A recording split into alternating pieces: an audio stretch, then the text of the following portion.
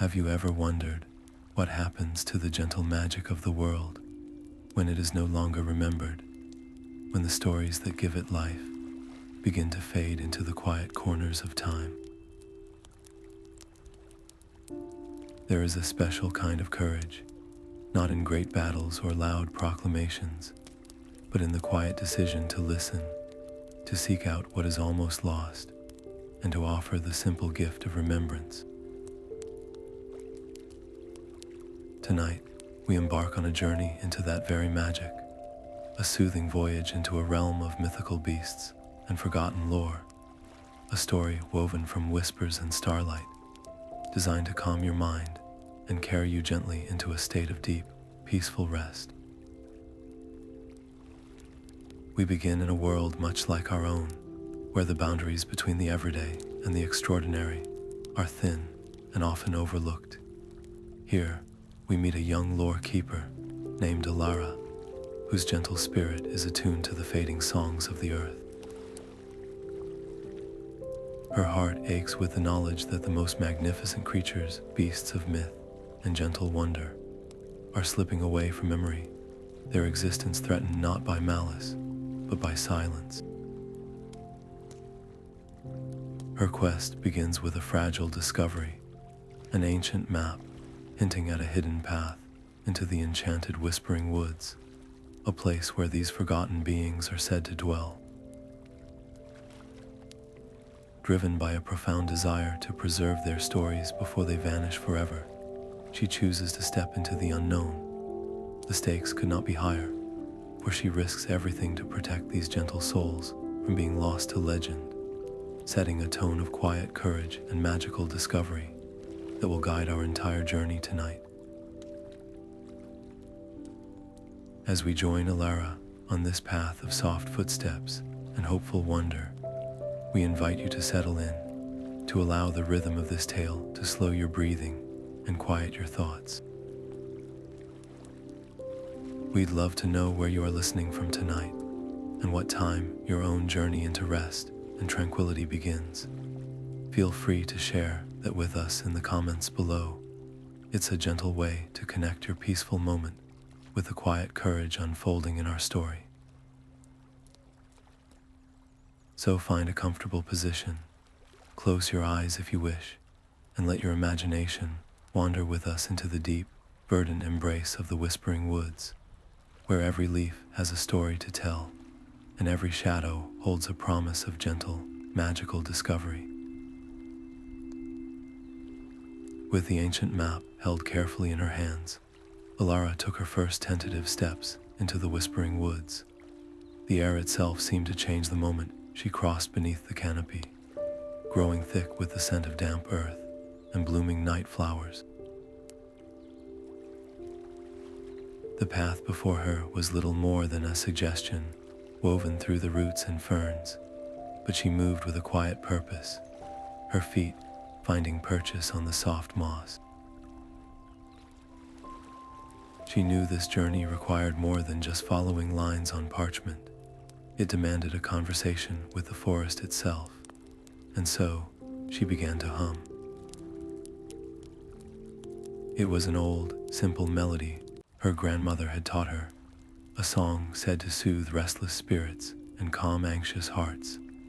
As the notes left her lips, the rustling leaves around her stilled, as if listening.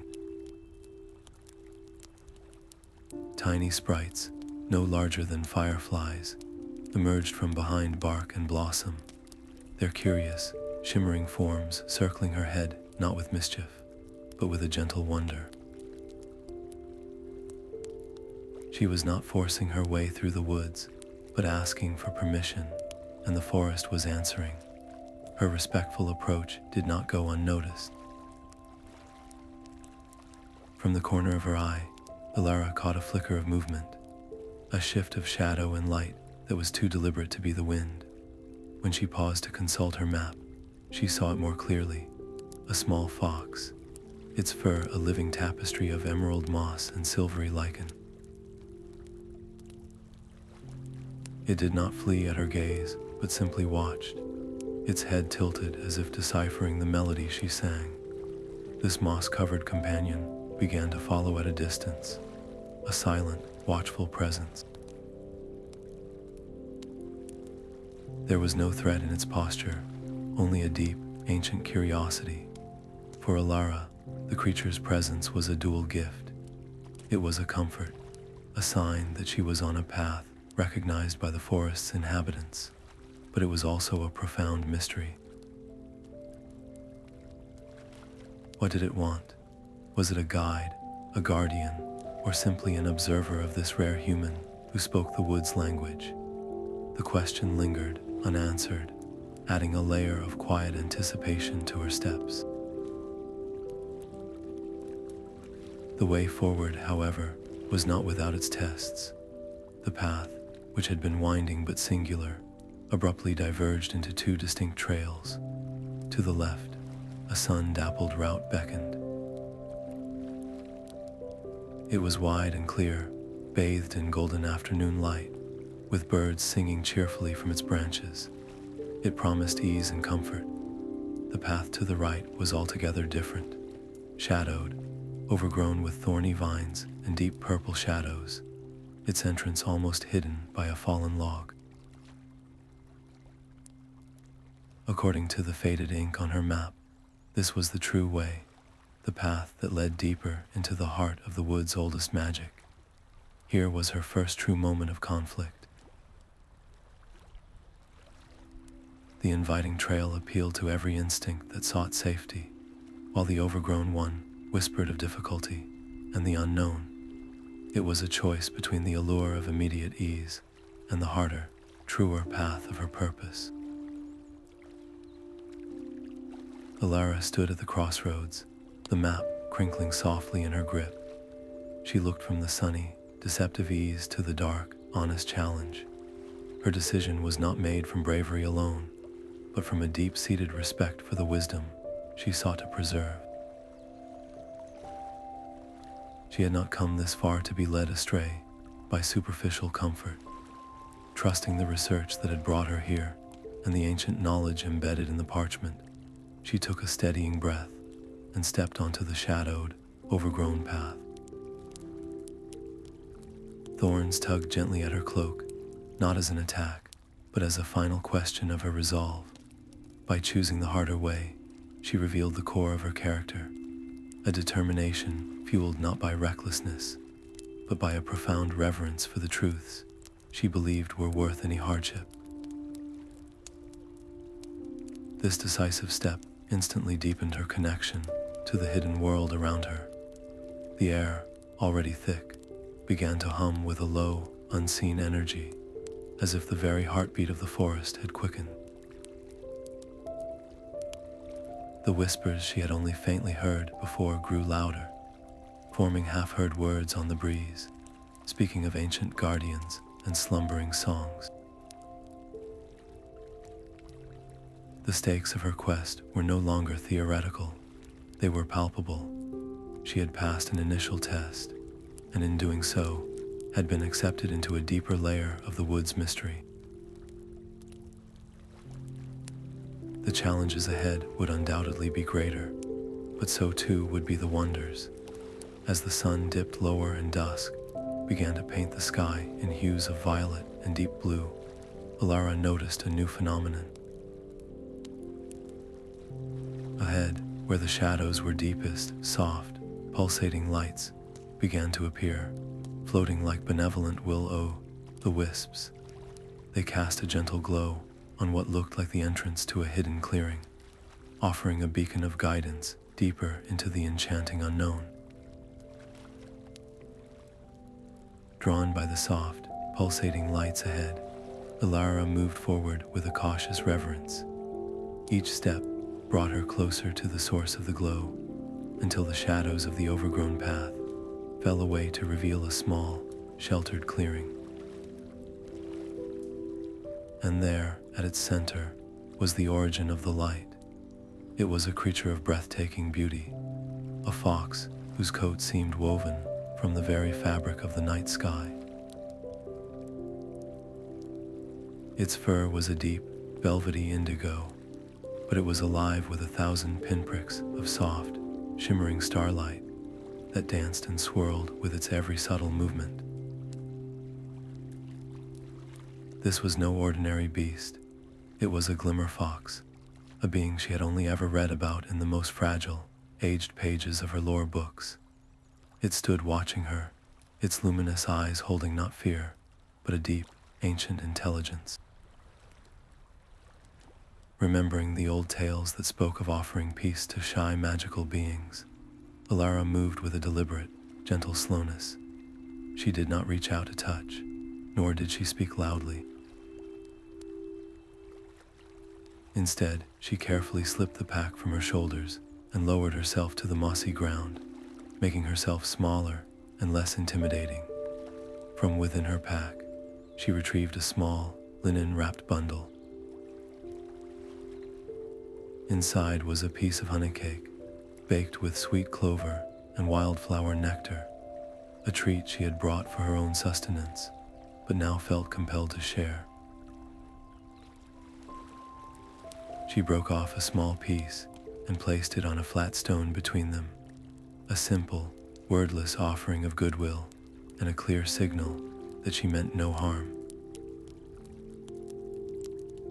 For a long, silent moment, the Glimmer Fox simply watched her, its starry fur shimmering. Then, with a grace that was almost liquid, it padded forward. It sniffed the air around the honey cake, then delicately took the morsel. A soft, chiming sound, like tiny bells, vibrated in its throat as it ate. The act of accepting her gift seemed to dissolve the last barrier between them.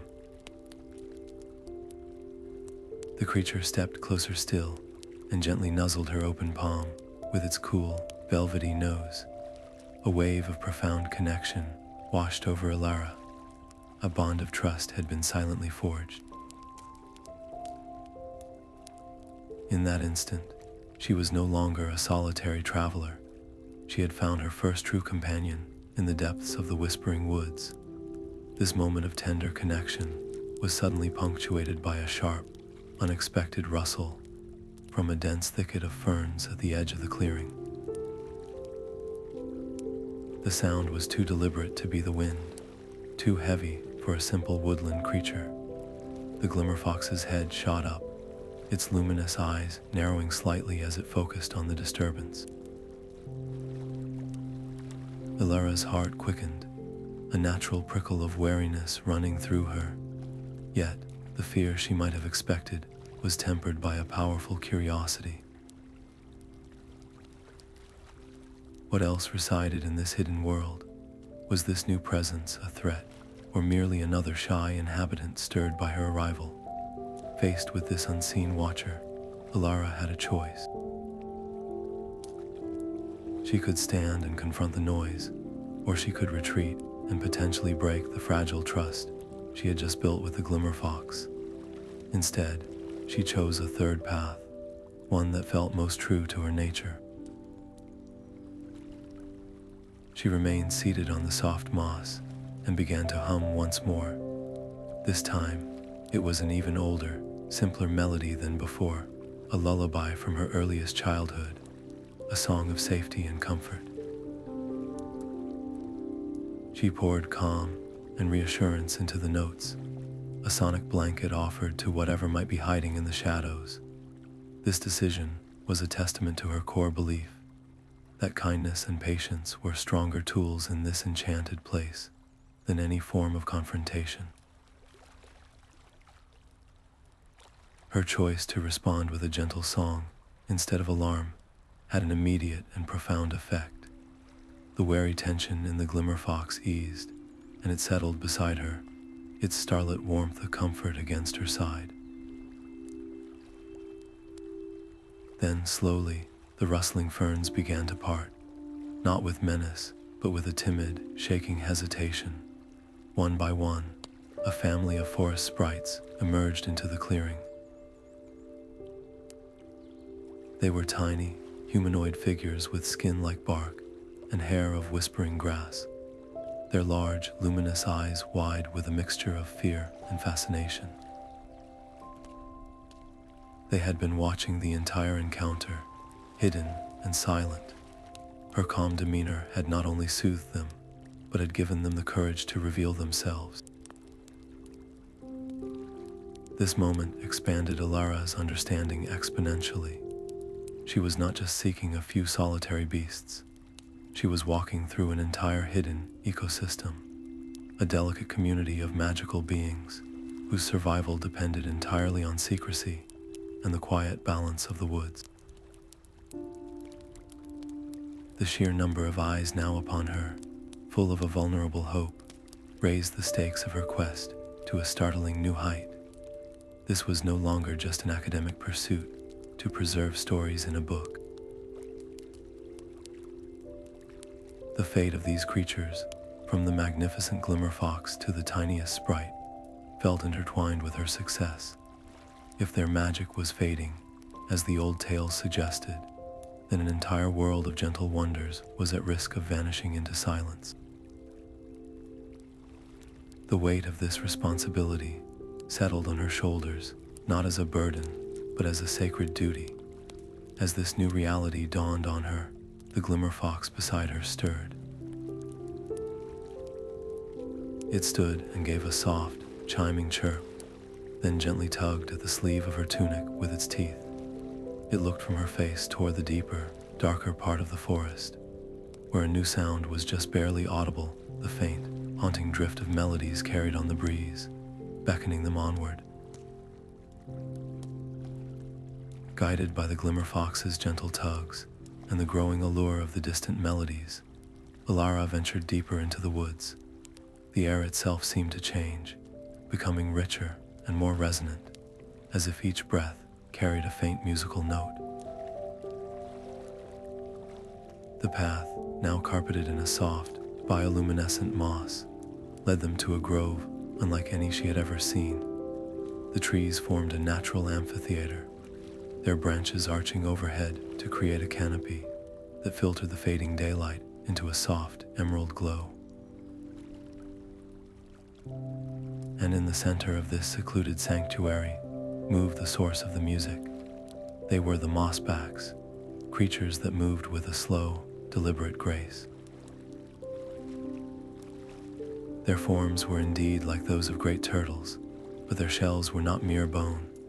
They were living ecosystems, covered in intricate patterns of fungi that pulsed with a soft, rhythmic light, each pulse accompanied by a deep, humming tone.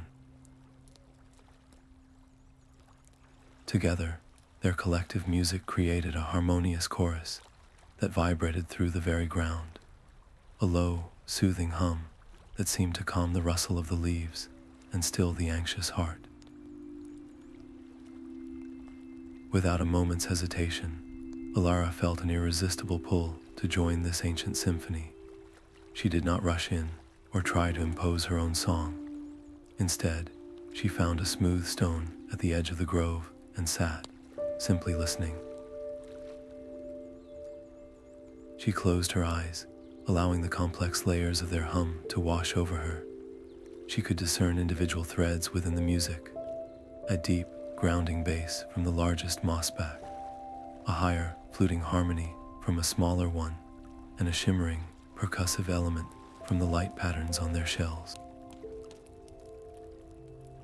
When she felt the rhythm of the grove settle within her own heartbeat, she opened her mouth and began to sing. Her voice was soft at first, a simple, wordless melody that wove itself carefully between the existing harmonies, seeking not to lead, but to accompany. The effect was immediate and profound.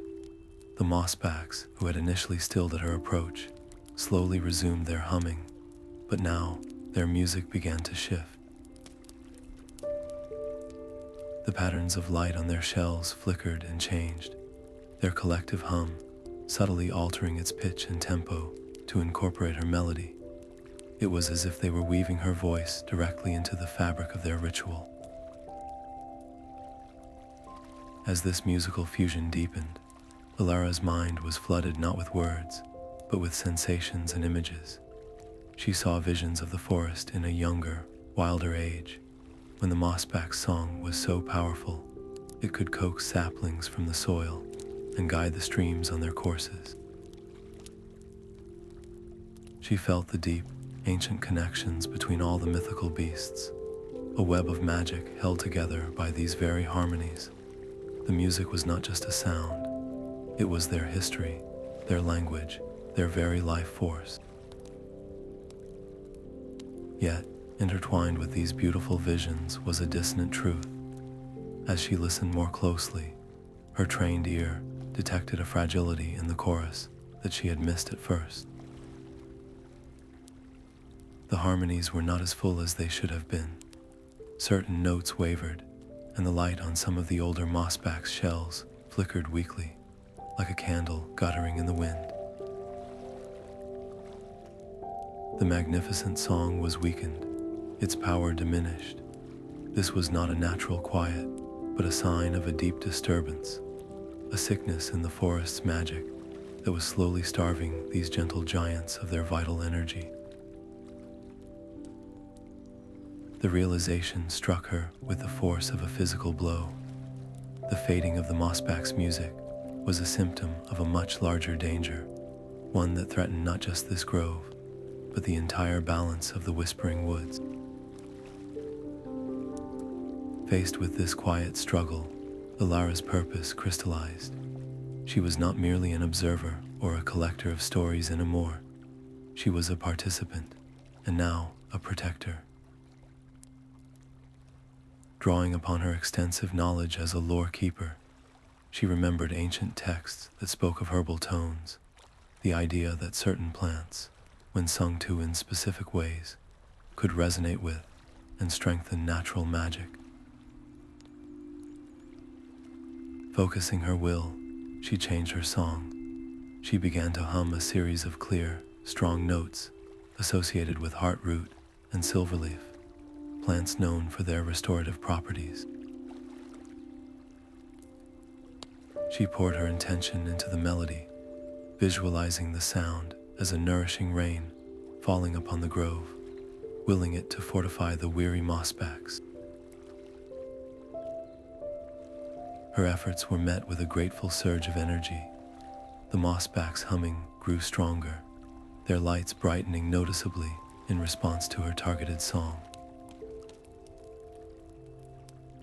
The harmony in the grove swelled, becoming richer and more confident than it had been moments before. This success, however, came with a sobering escalation. The fact that her intervention was needed at all, that these ancient guardians required a stranger's help to uphold their most basic function, revealed the true severity of the situation. The problem was not localized, it was systemic. The forest's heart was ailing, and the Mossbacks were among the first to feel its faltering rhythm. Alara's emotional investment in her quest transformed from a scholarly interest into a deeply personal mission. The stakes were no longer about preserving stories in a book. They were about saving a living, breathing world. As the revitalized music reached a gentle crescendo, filling the grove with a palpable sense of peace, the Glimmer Fox, which had been sitting quietly beside her, nuzzled her hand.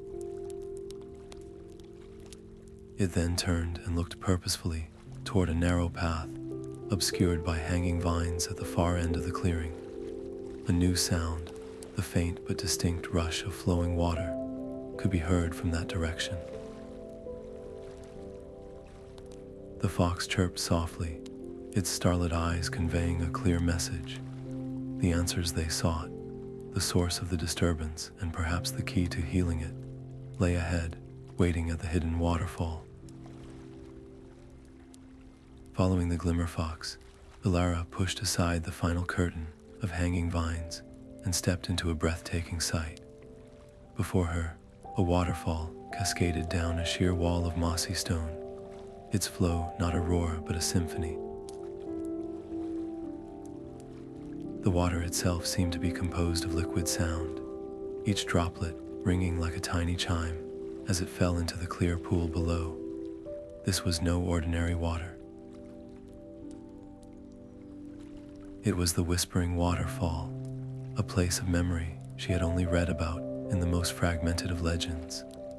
The air thrummed with the combined melodies of countless stories, a harmonious yet deeply ancient chorus that vibrated in her bones. Drawn by an instinct she could not name, Alara approached the water's edge. She knelt on the smooth, wet stones and hesitantly cupped her hands, dipping them into the pool. The water was cool and tingled with a strange, effervescent energy. Bringing her hands to her lips, she drank. The effect was not physical, but spiritual. As the enchanted water touched her tongue, her mind's eye exploded with visions. She saw creatures of impossible beauty and majesty, soaring through skies of liquid gold, their wings casting shadows like clouds. She saw great, gentle beasts with coats of living moss and eyes like deep pools, moving through forests of crystal trees. These were the true mythical beasts, the original guardians of the world in its youth, their forms and names now lost to all but the oldest stones. Their stories flowed into her, not as words, but as pure emotion and sensation. Their joy at the first sunrise, their sorrow at the first fading leaf, their deep, abiding love for the balance of all things. Woven through every glorious vision was a single, haunting melody, a song of loss and longing that spoke directly to her soul. It was the sound of their fading, a quiet dirge for a magic that was slowly seeping away from the world. Alara opened her eyes, her heart aching with the weight of what she had seen and felt. She listened again to the Waterfall's song, and now her trained ear detected the flaw she had sensed in the Mossback's chorus, but here it was far more pronounced. The symphony was fraying at the edges. Certain notes would falter and drop out entirely, leaving a gap of silence that felt wrong and empty. The overall melody was growing fainter, as if the waterfall itself was losing its voice. This was not a natural quietude of evening or peace. This felt like a suppression, an active force imposing a stillness upon the water's natural magic. A cold certainty settled in her stomach. Something, or someone, was deliberately silencing these harmonies, severing the threads that connected the present to this ancient past. The thought filled her not with fear, but with a fierce, burning determination. She had to find the source of this corruption. She had to stop it. In that moment, Alara the lore keeper became Alara the guardian. She could not simply walk away and hope to remember these tales. They had to be preserved, physically and magically, as evidence and as a beacon of hope. With careful, reverent hands, she unstopped a small glass vial from her pack, one she used to collect rare dews. She dipped it into the pool, watching as the shimmering, singing water filled it to the brim. As she sealed the vial, the water inside continued its soft, melodic chiming, a tiny, captured piece of the waterfall's soul. This small act was a vow. She was committing herself to safeguarding what remained, no matter the cost. Holding the vial up, she watched the light play through the enchanted liquid. The act solidified her mission, transforming it from a personal quest into a sacred duty. Yet it also delivered a devastating piece of knowledge. The water in the vial, while beautiful, felt isolated. Its song was a solo where there should have been a choir. It alerted her to the vast, growing void in the forest's magic, an emptiness that was spreading like a shadow. The sense of urgency that washed over her was immense. Time was not just short, it was critically, desperately running out. The stillness was winning. As if sensing her renewed resolve mixed with dread, the Glimmer Fox gently nudged her elbow. It turned its head toward a new path she had not noticed before, one that branched away from the waterfall. This trail was lined with delicate, luminous silver petals that seemed to drink the faint light, and the air hanging over it was peculiarly still and heavy, as if the very world was holding its breath, waiting for what would come next. Leaving the haunting melody of the waterfall behind, Alara followed her glowing companion onto the path it had revealed. The ground beneath her feet was not earth or stone, but a carpet of living silver petals so dense and soft that each step produced a gentle, bell-like chime. The sound was a soft punctuation mark in the quiet air, a tiny celebration of her progress. She understood instinctively that this was the silver petal path, a place she had only ever encountered in a single, crumbling scroll that described its petals as conduits of pure recollection. Kneeling, she carefully selected a few of the most vibrant blossoms, their surfaces cool and silken to the touch. As she tucked them safely between the pages of her leather-bound journal, they began to pulse with a soft, internal light. The moment the book was closed, a wave of clarity washed over her mind. The visions from the waterfall, which had begun to feel like a beautiful but fading dream, snapped back into sharp, immaculate focus. She could now see the intricate patterns on a sky-whisper dragon's wings, hear the specific tonal shift in the Mossback's ancient hum, and feel the exact texture of the crystalline trees from her vision. The petals were not just preserving the memories, they were deepening them, allowing her to examine every precious detail with perfect recall. Emboldened by this newfound clarity, she continued forward, the Glimmer Fox trotting confidently ahead. However, the path soon began to change. The comforting width of the silver carpet narrowed drastically, hemmed in on both sides by a dense, shadowy thicket that seemed to absorb all sound. The gentle chiming of her steps felt smaller, more isolated. The path terminated abruptly at a deep gorge, spanned by a bridge that made her breath catch in her throat. It was woven from ancient, living vines, aged and gnarled, with gaps wide enough to see the misty depths below. There were no handrails, and the entire structure swayed and creaked with a life of its own, reacting to the slightest whisper of wind. This was no elegant archway of magic. It was a test of faith and resolve. Below, the mist swirled, silent and deep, a stark reminder of the consequence of a misstep. A flutter of nervousness rose in her chest, a perfectly human reaction to the precarious drop. She looked down at the Glimmer Fox, who had already bounded across with effortless, weightless grace, and now sat waiting for her on the other side, its starlit fur a beacon of calm. Its quiet confidence was a silent lesson. This was not a challenge of physical strength, but of mental fortitude. Alara made a conscious decision to trust in the path, in her guide, and most importantly, in herself. She did not rush, placing one foot carefully in the center of a thick, intertwined vine. She focused on nothing but her own steady breathing and the fixed point of the Glimmer Fox's gentle light. The bridge groaned and swayed more violently with her weight, but she moved with a slow, mindful deliberation, her arms slightly outstretched for balance. Each step was a small victory, a reaffirmation of her purpose.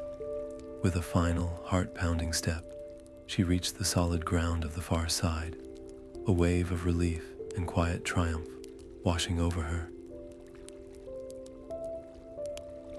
She had not just crossed a physical divide, she had navigated a threshold of doubt. Standing firmly on the other side, She looked back at the fragile vine bridge, now swaying gently in the breeze. Its delicate nature was a profound metaphor. The magical world she was fighting to save was not a place of indestructible stone and iron, but of living, breathing, and incredibly vulnerable things. It was woven from song, memory, and light, all of which could be so easily severed or silenced. Her successful crossing had brought her immeasurably closer to the forest's heart, but it had also heightened her awareness of the immense fragility she was there to protect.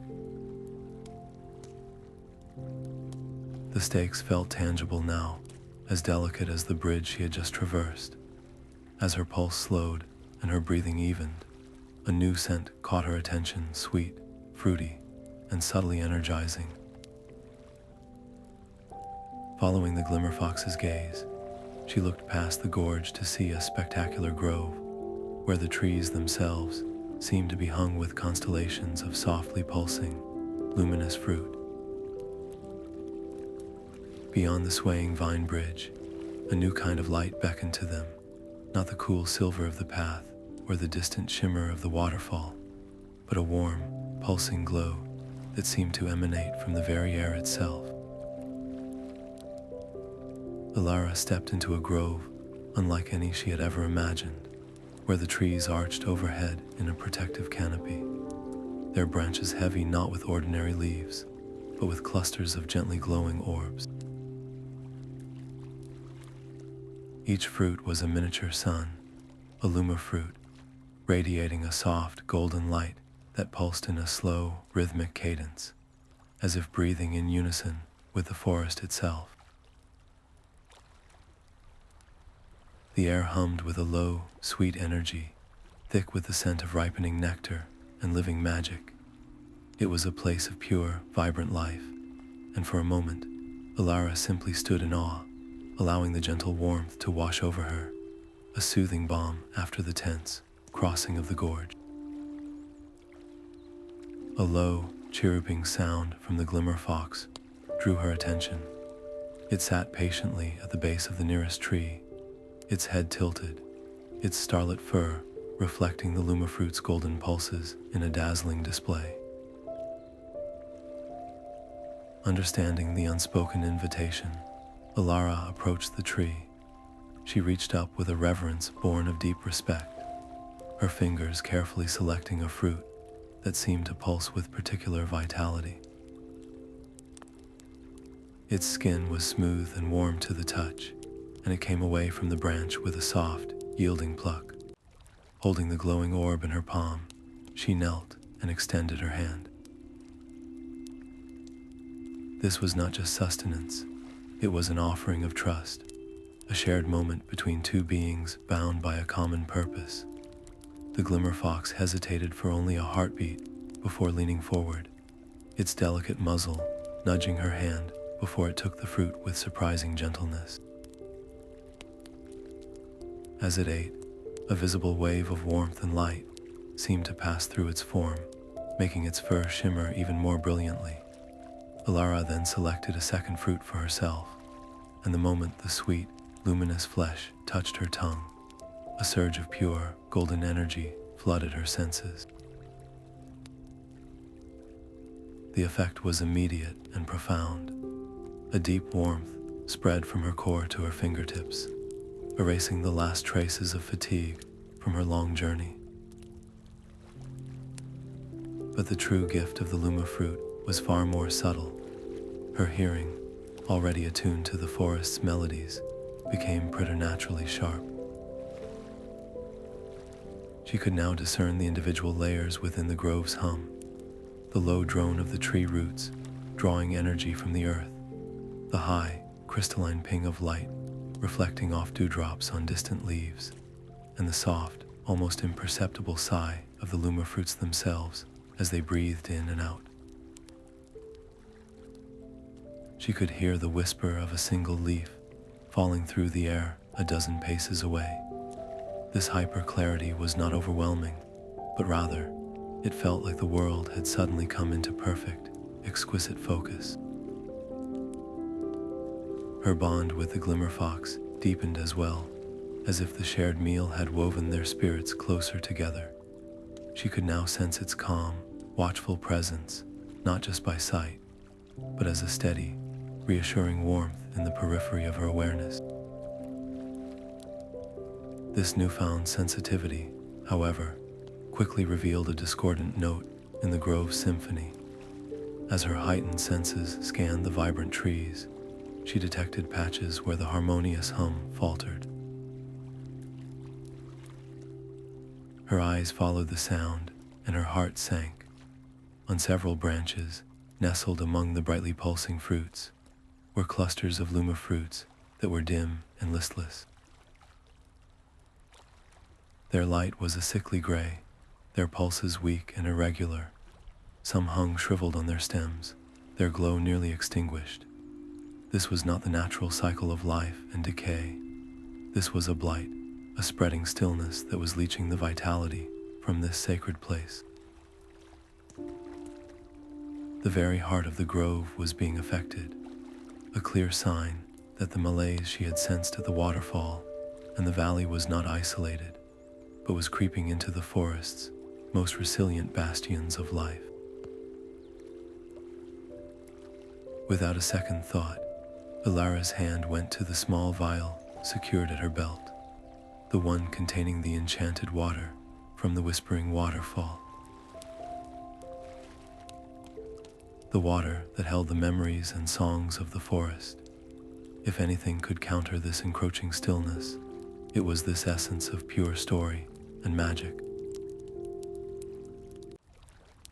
She moved to the base of the most afflicted tree, its bark looking dry and ashen. Unscrewing the vial, she poured a few precious drops onto the roots where they met the soil. The water, glowing with a soft blue light, sank into the earth without a sound. For a long moment, nothing happened. Then, a faint blue luminescence traveled slowly up the trunk of the tree, following the pathways of its inner life. The dim Luma fruits on its branches gave a feeble, shuddering pulse, and their gray light flickered, shifting momentarily toward a pale gold before fading back to gray. It was a temporary revival, a brief rally against the illness, but the underlying weakness remained. The water had given it strength, but not a cure. The partial success was both a hope and a warning. Her actions could provide comfort, could buy precious time, but they were merely treating a symptom. The true source of this stillness remained hidden, continuing its work unabated. The urgency of her quest crystallized in that moment. She wasn't just collecting stories, she was on a healing journey, and the patient was the entire forest. The fate of the Glimmer Fox, the Mossbacks, and these beautiful Luma fruits all depended on her finding the root of this silence and somehow mending it. As this sobering thought settled upon her, the Glimmer Fox, now brimming with renewed energy from the fruit, suddenly perked up its ears. It turned from the tree and hopped excitedly toward the far end of the grove, where a curtain of thick, hanging vines concealed what appeared to be a dark opening in a rocky hillside. It paused at the entrance, looking back at her, its entire body quivering with anticipation, silently urging her to follow. The cave entrance was a dark mouth, veiled by moss and tangled vines, a stark contrast to the luminous grove they had just left. A cool, damp breath flowed from within, carrying a scent of ancient stone and something else, something intangible, like the memory of sound. The Glimmer Fox, its own light, now a brave beacon in the gloom, padded inside without hesitation, its paws making no noise on the smooth, worn floor. Alara took a steadying breath, the warmth of the Luma fruit still a comforting hum in her veins, and followed. Inside, the air was not silent, but filled with a low, persistent murmur, as if she were standing inside a giant seashell pressed against the ear of time itself. The walls were not rough rock, but surfaces polished to a soft sheen by centuries of something. As her eyes adjusted, she saw that the walls were faintly threaded with veins of a crystalline mineral that pulsed with a soft, rhythmic light, echoing the faint sounds that permeated the cavern. Driven by an instinct she did not fully understand, Alara stepped forward and slowly placed her palms flat against the cool, smooth stone. The moment her skin made contact, the murmurs coalesced into distinct voices. It was not hearing with her ears, but feeling the vibrations of ancient conversations directly through her bones and soul. A deep, rumbling hum spoke of sky-whispered dragons, not as monsters of legend, but as wise, gentle beings who once carved pathways through the clouds with the beating of their vast wings, their primary purpose to carry the seeds of great trees on the high winds to new lands. She felt the immense, patient presence of stone-guard bears, creatures whose fur was like granite, and whose slow, deliberate movements shaped the very contours of the hills. Their long sleeps, not a sign of laziness, but a deep, meditative state that stabilized the earth beneath them. The echoes wove a tapestry of an intricate pact, a promise made between all the mythical beasts and the forest itself, a vow of mutual guardianship, where each creature played a specific role in maintaining the balance of life, magic, and song. But then, a jarring sensation ran through the stone and up her arms. A sharp, discordant note sliced through the harmonious echoes, like a crack in a priceless vase. The gentle hum of the sky-whispered dragon's memory stuttered and faded. The steady, grounding vibration of the stone guard bear wavered. The veins of light in the walls flickered erratically. It was a clear and present disruption, an outside force actively working to silence these ancient memories. The cave's magic, which should have been a self-sustaining record, was being attacked, its energy drained by the same pervasive stillness that was sickening the Luma fruits. The very history of this world was under threat, and if these echoes faded, the knowledge of the pact and the purpose of the beasts could be lost forever. Without removing her hands from the wall, Alara closed her eyes. She pushed aside the spike of fear and focused on the melodies she had learned, the song of the Mossbacks, the clear tone of the Waterfall, the rhythmic pulse of the Luma fruits. She began to hum, not a loud or forceful sound, but a low, steadying melody that she poured directly into the stone through her fingertips. She imagined her voice as a thread, stitching the frayed edges of the echoes back together. She hummed of roots digging deep and of stars shining bright, of resilience and memory. At first, her melody seemed a tiny thing against the vast, fading chorus. But then, she felt a warmth at her side. The Glimmer Fox had pressed itself against her leg, and a soft, chiming sound, like tiny bells, began to emanate from it, weaving its own luminous harmony into hers.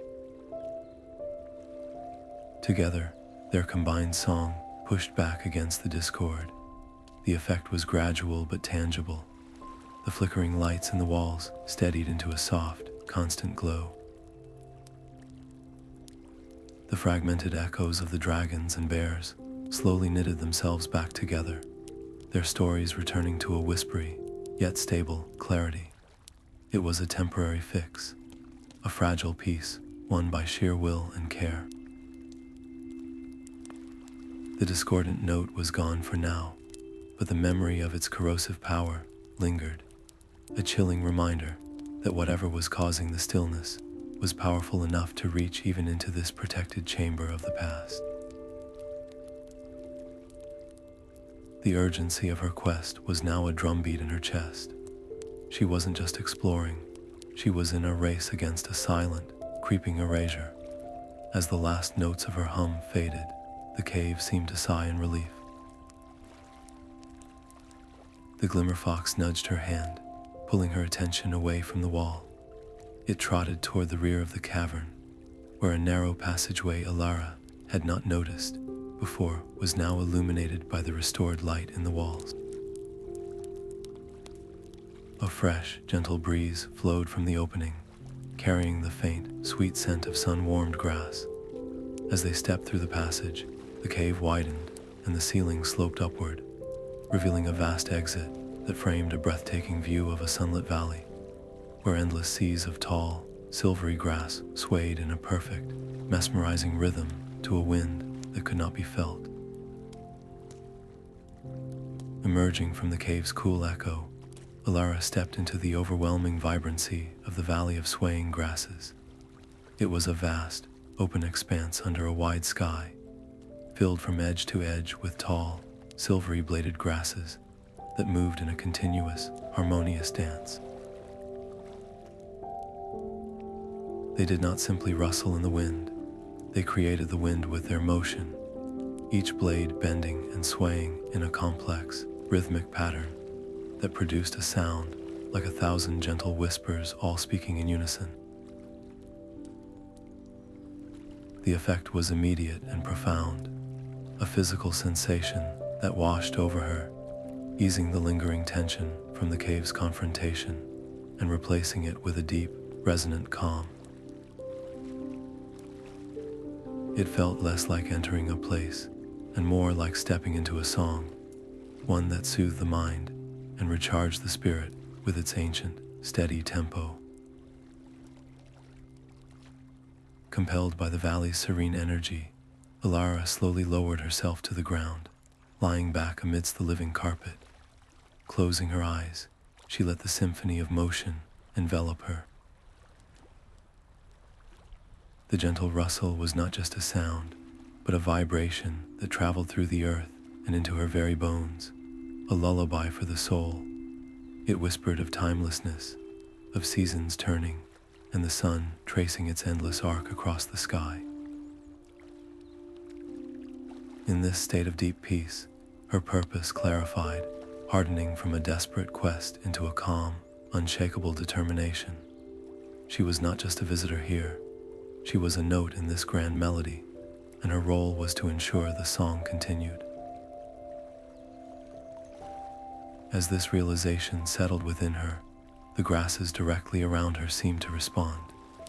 They did not simply bend randomly in the breeze, but began to weave themselves into a soft, circular pattern, a gentle nest that cradled her, a silent and beautiful acknowledgement of her presence and her intent.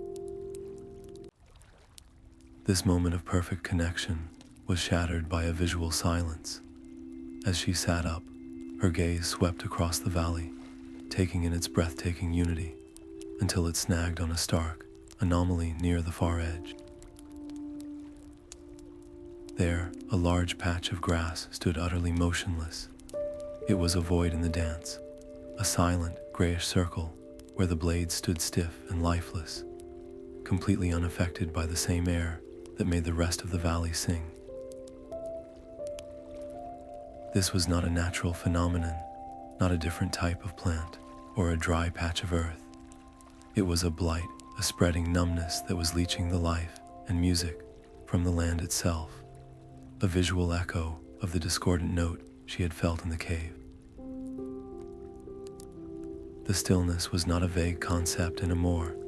It was a physical cancer she could see, and it was growing. Rising to her feet with a new sense of urgency, Alara moved not toward the blight, but to the heart of the healthiest, most vibrant grasses surrounding her. She understood that fighting the silence directly was beyond her power for now, but preserving what was still good was not. With careful, reverent fingers, she began to gather seeds from the tallest, most melodious stalks. Each seed pod was a tiny, silvery vessel, humming with potential. She tucked them safely into a small pouch on her belt, a tangible act of hope. This was not a retreat, but a strategic decision for renewal. She was collecting the very essence of this valley's music, ensuring that even if the blight spread further, she carried the means to replant its song somewhere safe, to foster a new beginning when the time was right. This simple, hopeful act underscored a terrifying new reality. The stillness was not confined to a single sickly tree or a silent patch of fruit. It was a pervasive force, infecting the forest on multiple fronts, from the deepest caves of memory to the open, sunlit valleys of song. It was spreading faster and more aggressively than she had dared to imagine, attacking the whispering woods at its roots, its heart, and now its very breath. The pressure on her small shoulders intensified exponentially. She was not just racing to discover a source, she was now fighting to staunch a bleeding wound in the world, and every moment of rest, however soothing, was a moment the silence grew stronger. As she secured the last of the seeds, the Glimmer Fox, which had been patiently sitting nearby, suddenly trotted over and gently tugged at the hem of her tunic with its teeth. Its starlit fur seemed to flare with a more urgent light as it looked toward a low hill that rose at the northern end of the valley. There, silhouetted against the sky, was a circle of ancient, weathered standing stones. Even from this distance, Alara could see a faint, rhythmic pulse of energy emanating from them, a deep, slow thrum of power that beat in counterpoint to the swaying grasses, calling her toward another piece of the forest's crumbling puzzle.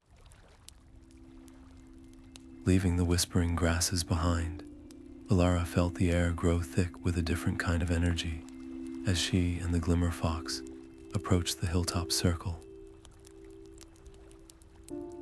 The standing stones loomed against the sky, ancient sentinels of a forgotten age. Their surfaces were not smooth granite, but were deeply carved with intricate runes that seemed to swirl and shift if she looked at them for too long. A low, resonant hum vibrated through the soles of her boots, a deep earth song that was far older and more powerful than the melody of the valley below. This was not a place of gentle music, but of profound, stored wisdom. Driven by an instinct she did not fully understand, Alara reached out and gently traced the lines of the nearest rune with her fingertips. The moment her skin touched the cool stone, a soft, warm light bloomed under her hand. It was not a blinding flash, but a gentle illumination that pulsed in time with the stone's deep hum.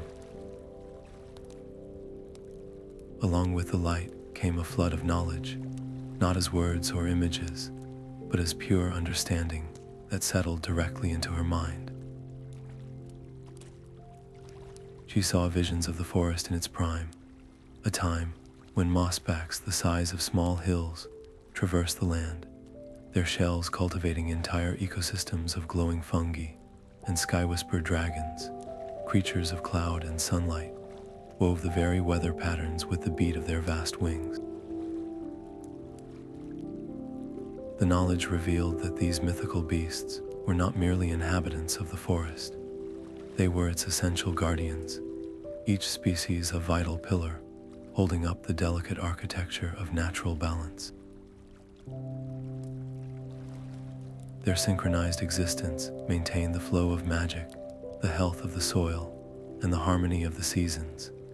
Their fading was not just a loss of wonder, it was a catastrophic failure in the world's foundational supports, causing the core magic of the whispering woods to fray and weaken like a rope, unraveling strand by strand. Her heart heavy with this revelation, Alara moved from stone to stone, her touch awakening bursts of light and fragments of history. Each connection deepened her understanding, but also sharpened her anxiety. Then she came to the final stone in the circle. This one was different. A jagged crack ran from its peak down to the earth, and the runes upon it were faded, almost invisible. Unlike the others, it felt cold and silent, a void in the circle's harmonious energy. When she placed her hand on its surface, she felt only a hollow emptiness, a profound sadness that seemed to leach the warmth from her own skin. A powerful, almost magnetic pull urged her to mend it, to pour her own energy into the fracture, but she instinctively recoiled. She was a lore keeper, a preserver of stories, not a mason or a mage. She had no knowledge of how to repair stone woven with ancient magic, and the thought of causing further damage with a clumsy attempt was terrifying. Refusing to be defeated by her limitations, Alara looked inward to the treasures she had gathered on her journey. Her hand went to the small pouch where she kept the silver petals from the chiming path. Remembering how they had glowed with clarity and memory in her journal, she wondered if their inherent magic could act as a bridge, a temporary conductor for the stone's dormant energy. It was a gamble, a desperate act of hope, more than a sure solution. Carefully, she selected the most vibrant petals from her pouch, and with the utmost gentleness, began to press them into the dark crack of the broken stone. She worked patiently, not forcing them, but allowing them to settle into the fissure as if they were meant to be there. As the last petal was nestled into place, a faint, flickering glow ignited deep within the crack. It was weak and unsteady, like a candle fighting a draft, but it was undeniably light where there had been only darkness. A whisper of the stone's former hum returned, so quiet it was almost felt rather than heard. The temporary fix had worked, but its fragility was immediately apparent. The petals were a bandage on a deep wound, stemming the flow of magic for a moment, but doing nothing to heal the underlying damage. This small success underscored a much larger, more daunting truth. She had bought the forest a little more time, perhaps only a few heartbeats in the life of these ancient stones, but a permanent solution would require knowledge far beyond her own. She would need to find the source of the stillness itself.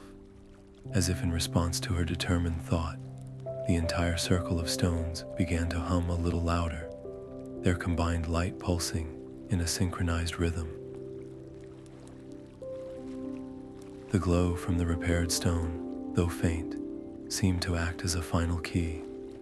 The energies of the circle focused, weaving together to form a visible path of soft, shimmering light that led down the far side of the hill. It cut through the gathering mist, pointing unmistakably toward the shores of a vast, mist-shrouded lake, whose still, gray waters waited in silence. Following the shimmering path laid down by the ancient stones, Alara and her glowing companion descended the gentle slope toward the misty shore. The air grew heavy with a profound quiet, the familiar songs of the forest fading into a muffled hush. Before them stretched a vast body of water, unlike any Alara had ever seen. Its surface was perfectly still, a great silver mirror shrouded in tendrils of slow drifting mist that curled and uncurled like sleepy ghosts. This was no ordinary lake. Peering into its depths, Alara saw no reflection of the sky above or the trees at its edge. Instead, the water shimmered with shifting, translucent colors, soft blues of profound contentment, flashes of gold that spoke of sudden joy, and deep, slow-moving indigos of ancient sorrow. It was a lake that reflected not images, but the very heart of the forest itself. Driven by a deep curiosity, Alara knelt at the water's edge, the damp earth cool beneath her knees.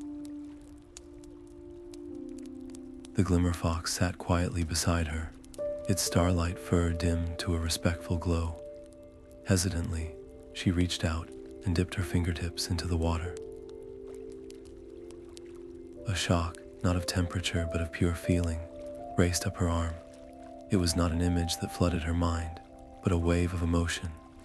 She felt the exuberant leap of a young Mossback, discovering its own song, the quiet, patient love of a stone guard bear, watching over its cubs, and the exhilarating freedom of a sky-whispered dragon, riding the high winds.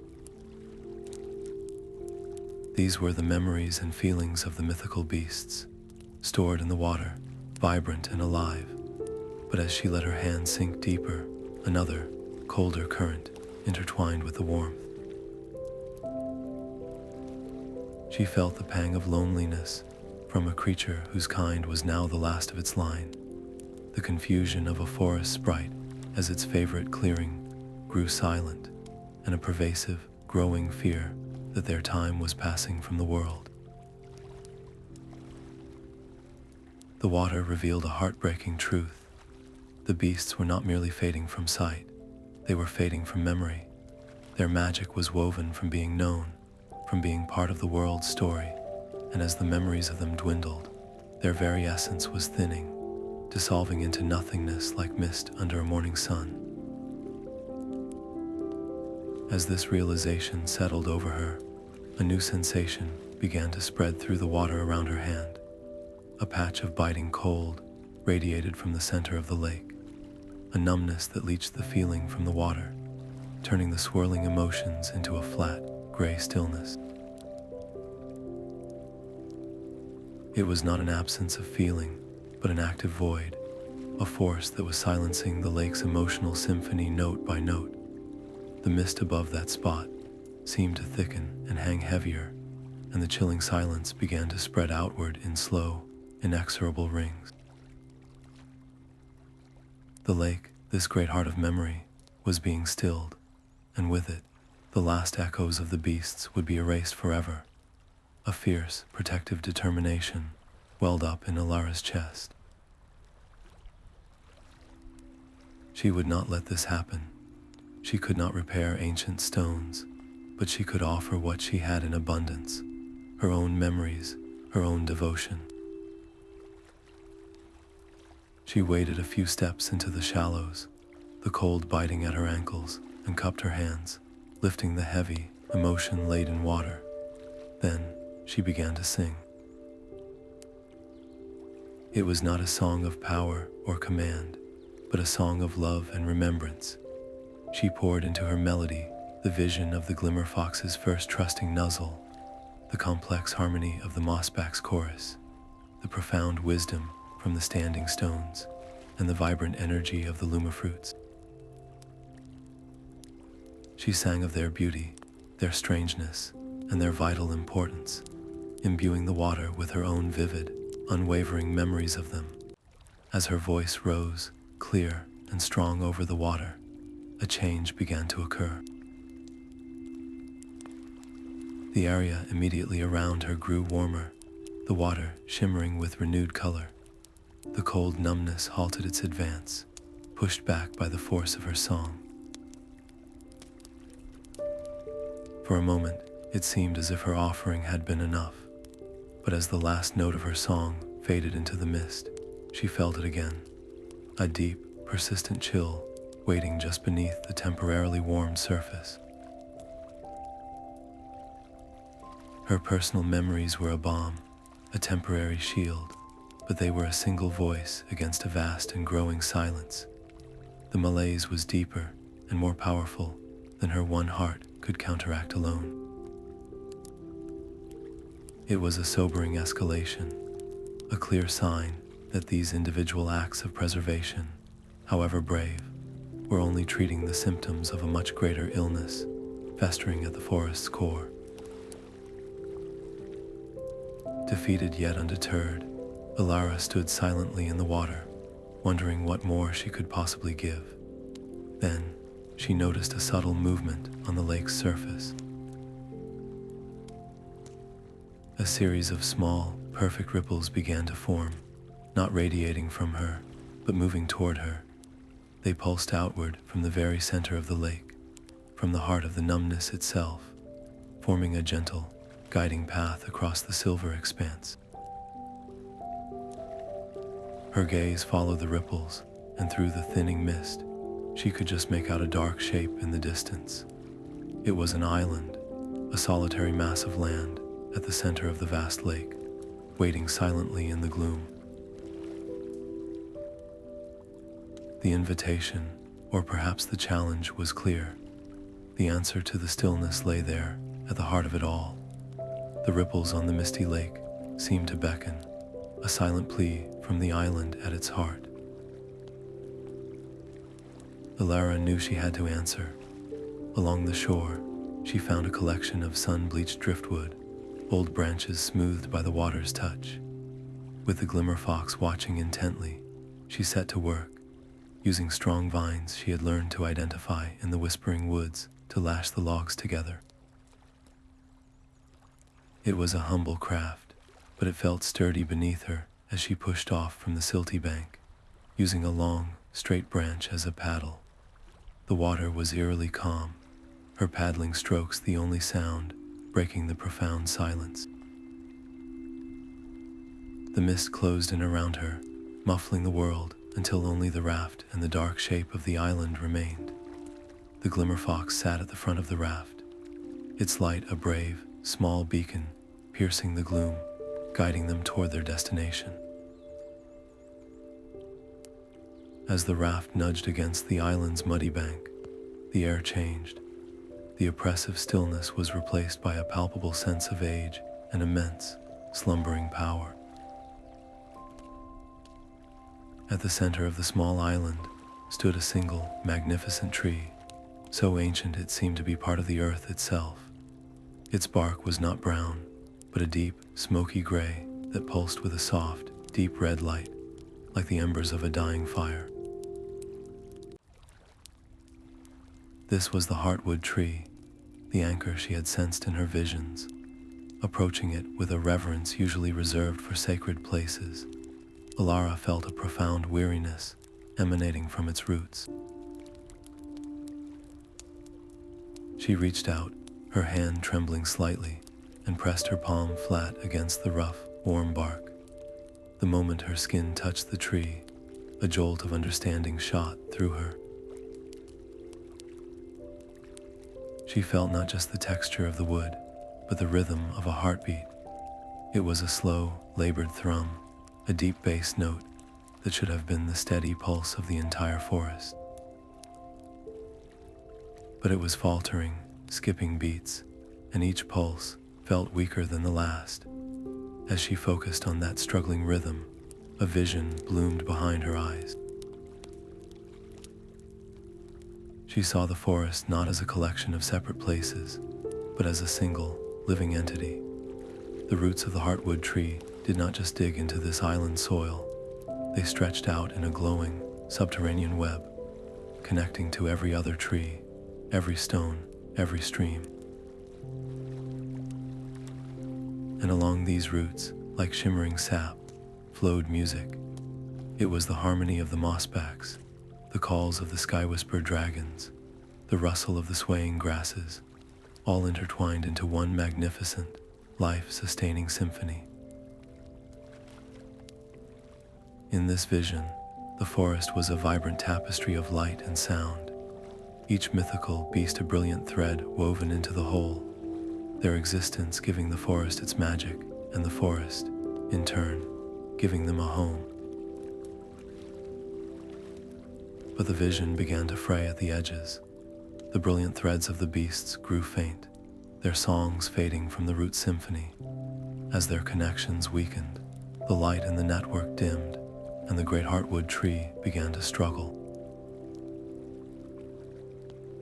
Its leaves, which in the vision were a canopy of vibrant gold, now hung limp and dull around her. The tree was not just a part of the forest, it was the source, the central engine of its magic, and it was failing because the chorus that fueled it was being silenced. The stillness from the lake was a symptom, a coldness seeping from a heart that was growing too weak to beat properly.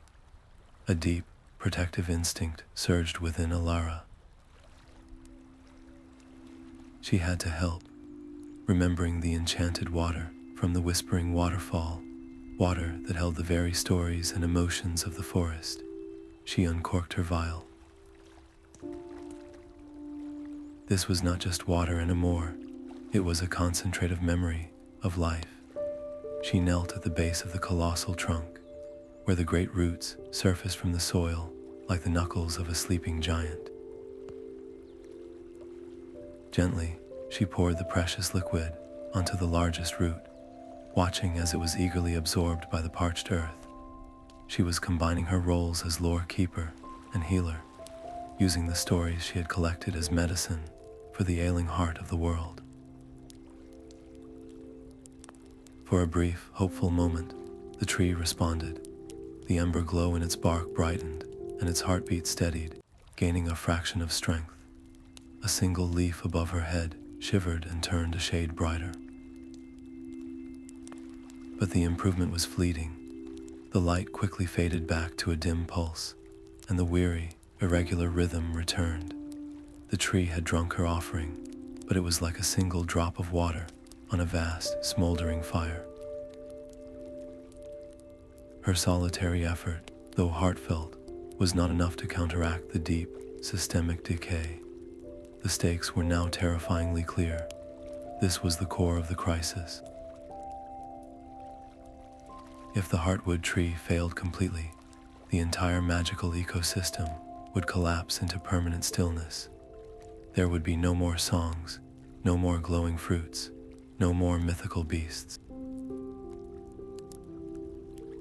Everything she had come to love would vanish. As despair threatened to cloud her mind, the ancient tree itself offered a final direction. With a sound like groaning stone, one of its massive, low-hanging branches began to move. It did not sway in a wind, for there was none, but deliberately shifted, its tip pointing downward toward a tangle of thick roots at the base of the trunk. There, barely visible behind a curtain of hanging moss, was a dark opening. It was not a cave formed by rock, but a tunnel leading down into the earth, seemingly woven from the tree's own roots. The path forward was not across the water, but down into the very foundations of the forest. The Heartwood tree had shown her the sickness, and now it was pointing toward the source. Taking a deep, steadying breath, Alara pushed aside the curtain of moss and stepped into the opening revealed by the Heartwood tree. The air was cool and carried the rich, earthy scent of damp soil and ancient wood. Before her, a tunnel sloped downward, its walls and ceiling a dense, living weave of the tree's own roots.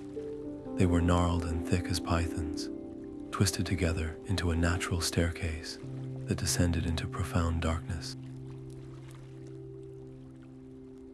From her pack, she retrieved one of the Luma fruits.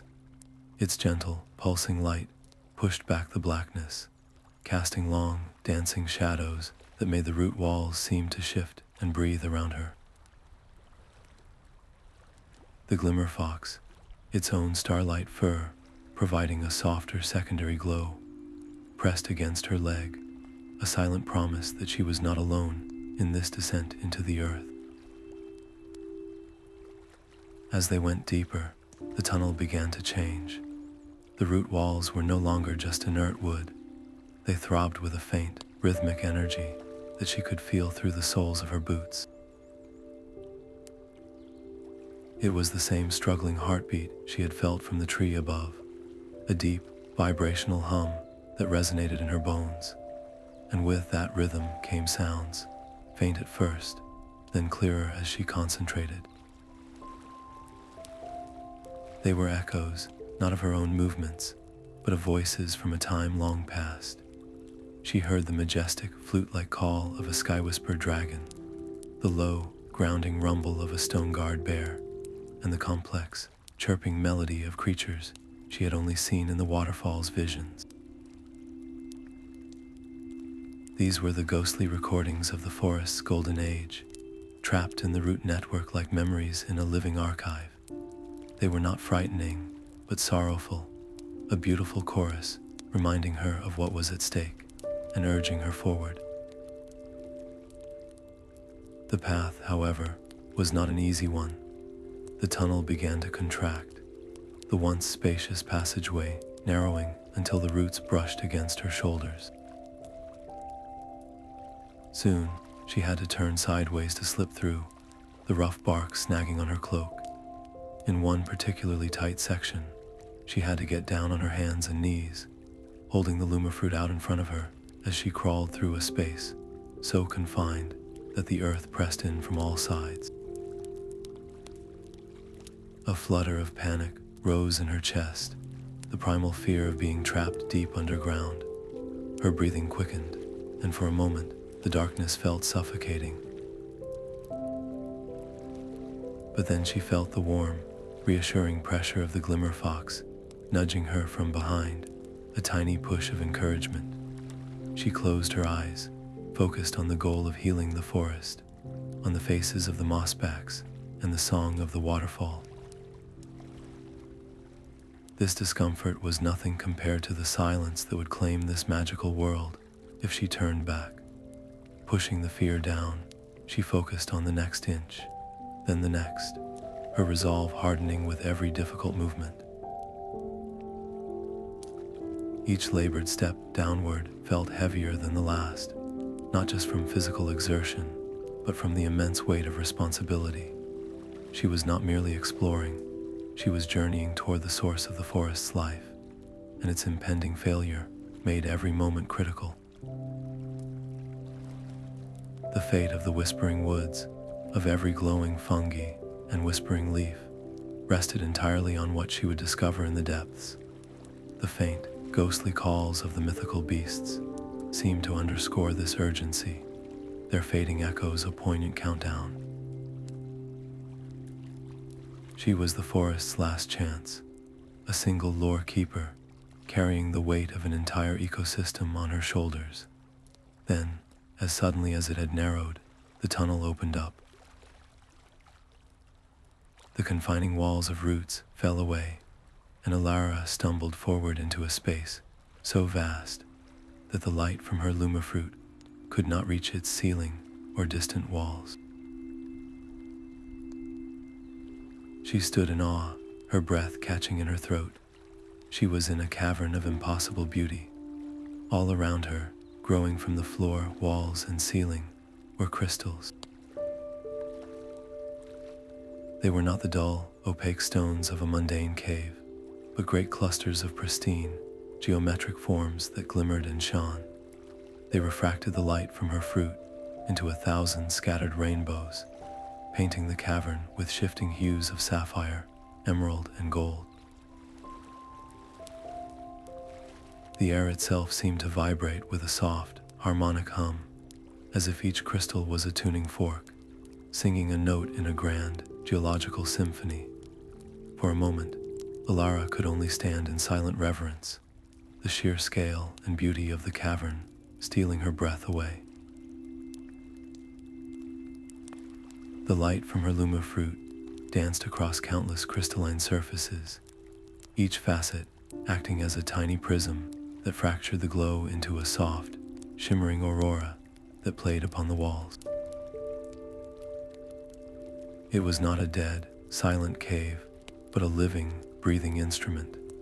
The air itself thrummed with a gentle, polyphonic music, a chorus of delicate chimes and sustained hums that seemed to originate from the crystals themselves.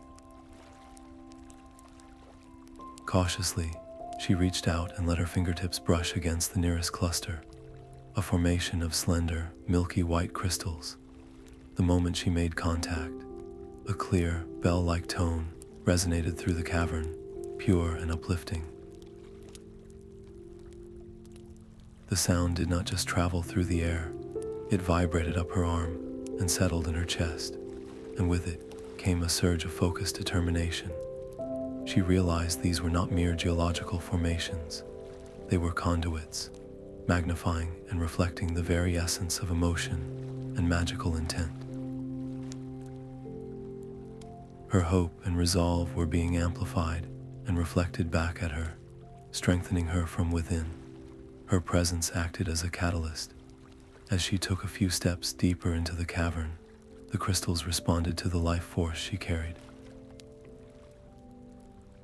Those closest to her began to glow with a more intense, inner light, their harmonic tones swelling in volume and clarity. The combined music wove together into a majestic, calming symphony that eased the last remnants of claustrophobia from her crawl through the root tunnel. The Glimmer Fox chirruped softly, its own starlight fur brightening in sympathy with the crystals, adding its unique chime to the chorus. This was the forest's heart song, a place where the land's innate magic was given voice. For the first time since beginning her descent, Alara felt a profound sense of peace, a conviction that she was on the right path, and that the natural order here was fundamentally good and wanted to be healed. Yet, this harmony was imperfect. As her eyes adjusted to the magnificent display, she noticed troubling gaps in the symphony. Scattered among the vibrant, singing clusters were crystals that stood dark and mute. Some were a dull, smoky gray, while others were fractured, their surfaces cracked and lifeless. Around these silent sentinels, the music faltered. The beautiful chords would hit a discordant gap, a jarring silence that felt like a missing note in a beloved song. The cavern's light, too, was patchy, with pools of deep shadow gathering where the crystals had gone dark. This was not a place of total ruin, but clearly a system in distress. The break in the natural balance was palpable, a wound that prevented the cavern from achieving its full, glorious potential. The stillness that was choking the forest above had seeped even into this sacred, subterranean space. Without a second thought, Alara knew what she had to do. She was a lore keeper, a preserver of songs and stories, and this was the ultimate expression of that calling. She found a spot near the center of the cavern, sat cross-legged on the smooth stone floor, and closed her eyes. She began to hum, not a complex melody from her tome, but a simple, steady note. She listened intently to the crystals around her, matching the pitch of a large, azure blue cluster nearby.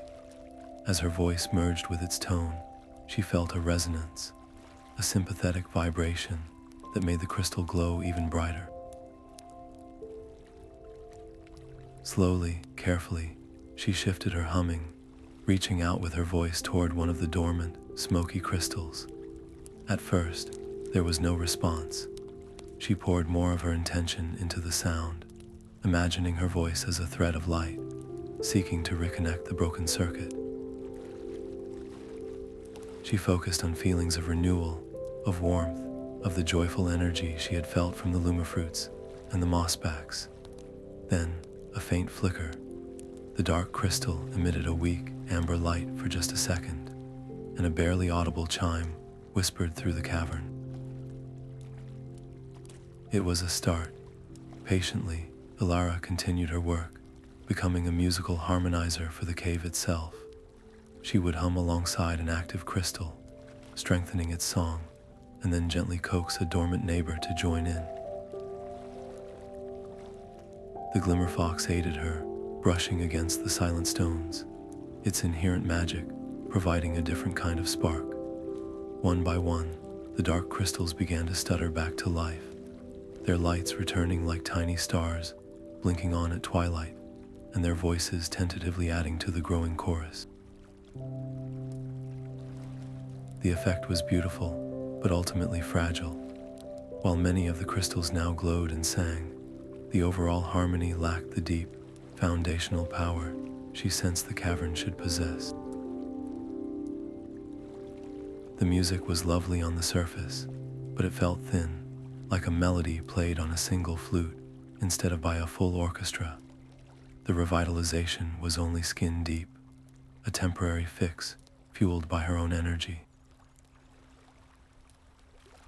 The core of the problem, the source of the stillness, was not here.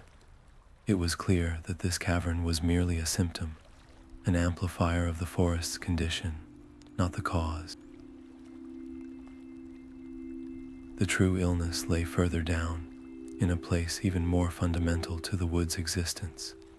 Just as this thought solidified in her mind, a subtle movement of light caught her eye. At the far end of the cavern, beyond the last cluster of crystals, a soft, persistent glow emanated from a low archway she had not noticed before.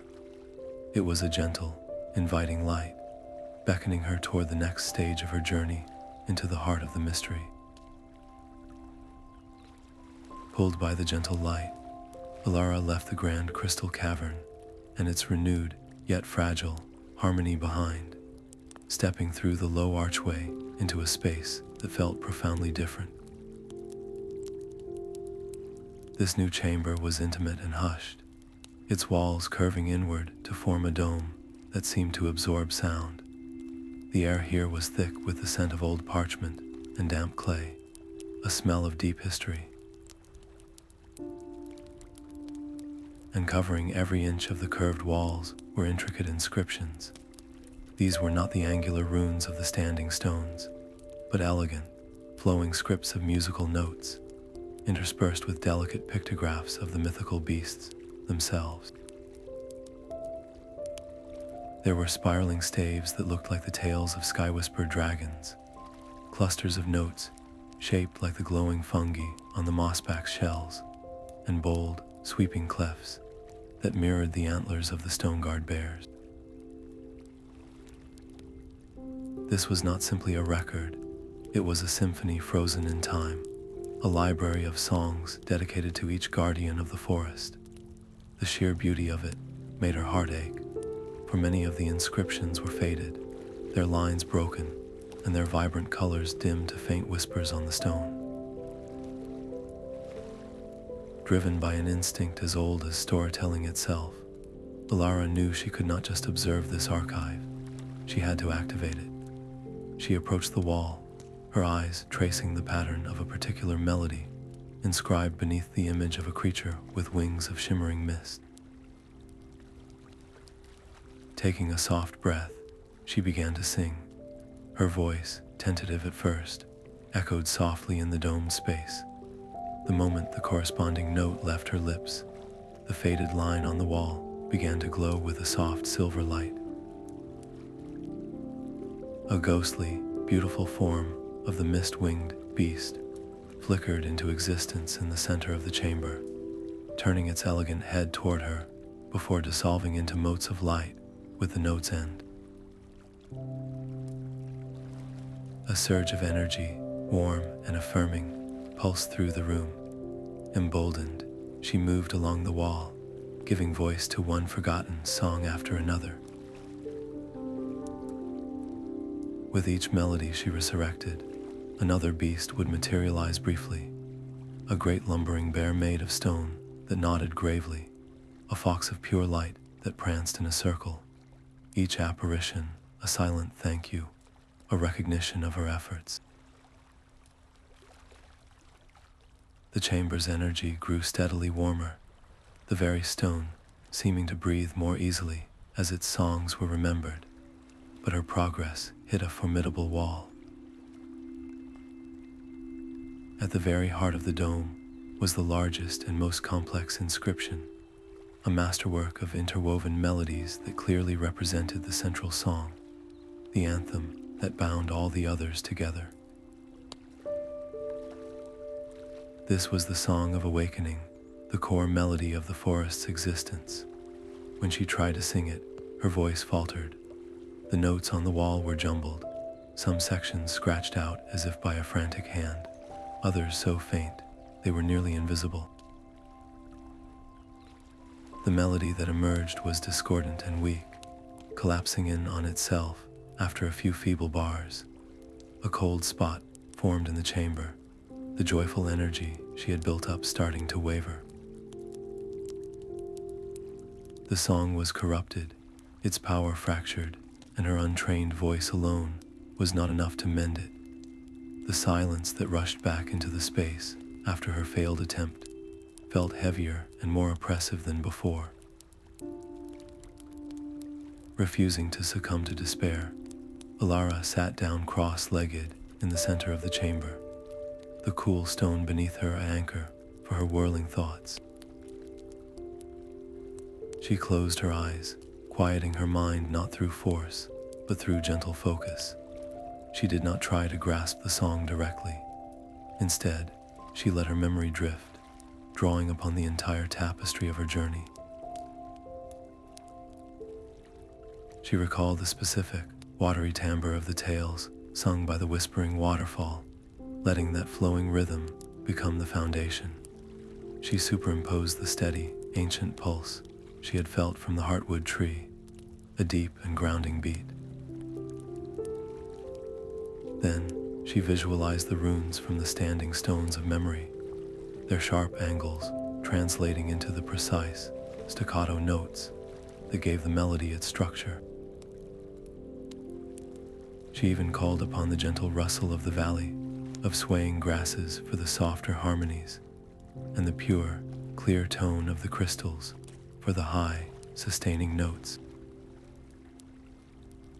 In her mind, these disparate elements were not separate, but parts of a whole, like scattered pages of a book she was slowly reassembling. Piece by patient piece, the true song began to coalesce in her mind, no longer a jumbled mess, but a coherent, powerful whole. When she opened her eyes, the corrected melody was clear in her head, a perfect synthesis of all she had learned.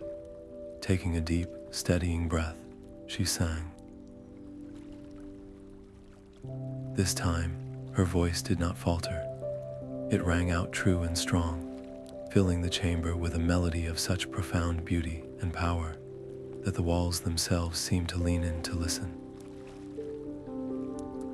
Each note she sang caused the corrupted inscription on the wall to blaze with golden light, the scratches healing and the faded sections burning brightly once more. As she reached the final, soaring crescendo, the chamber erupted in a blaze of pure, white light. The ghostly forms of every mythical beast she had ever glimpsed appeared simultaneously, a majestic spectral gathering that bowed to her in unison before vanishing. The triumph was immediately tempered by a new discovery. As the brilliant light faded, it revealed something that had been hidden in the gloom of the chamber floor. A jagged crack, thin but deep, ran across the stones at her feet, and from this crack seeped not a substance, but a sensation, a deep, invasive cold, and a silence so absolute it felt like a physical pressure. This was the source of the corruption, the entry point of the stillness that was weakening the forest's heart. As if acknowledging her discovery, the edges of the crack grated softly, widening by just a hair's breadth. And there, in the newly revealed darkness beneath, she could just make out the top of a narrow, descending staircase carved into the rock, leading down into the profound silence itself. The steps down from the Chamber of Songs were narrow and steep, carved from the same dark stone that seemed to drink the light. Taking a deep breath, Alara began her descent, the Glimmer Fox a comforting press of warmth against her leg. With each step downward, the air grew noticeably colder, losing the vibrant hum that had filled the caverns above. It was not a simple absence of sound, but an active silence, a stillness that felt thick and heavy, pushing against her ears and making her own heartbeat sound thunderous in her head. The joyful energy that had surged through her after completing the song was quickly fading, replaced by a creeping fatigue that made her limbs feel like lead. Unwilling to be swallowed by the gloom, she reached into her pack and brought out her last Luma fruit. It glowed with a soft, determined light in her palm, and as she held it aloft, its warm radiance pushed back against the oppressive quiet, creating a small, brave circle of illumination in the overwhelming dark. The light from the fruit fell upon the walls of this new chamber, and what it revealed took her breath away. The walls were covered in magnificent murals, painted in pigments that still held traces of vibrant color despite the ages. They depicted the very dawn of the Whispering Woods. One scene showed great, benevolent beings, the first mythical beasts, singing the very trees and rivers into existence. Another showed the sky-whispered dragons weaving the winds, while mossbacks nurtured the first glowing fungi at the base of newborn saplings. These were not just decorations, they were a testament. They illustrated a profound truth, that the beasts were not merely inhabitants of the forest, but its essential guardians, the source of its magic and its very vibrancy.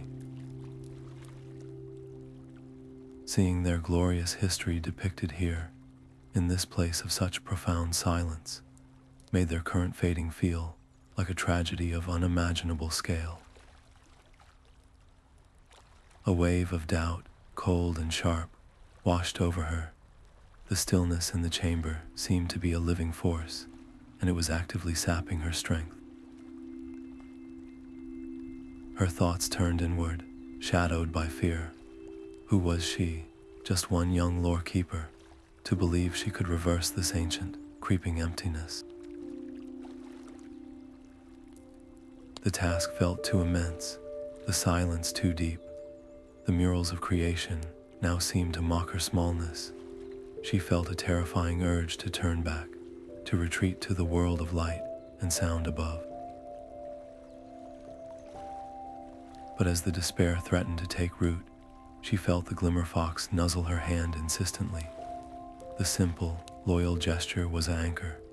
She closed her eyes, and instead of focusing on the silence, she focused on the memories.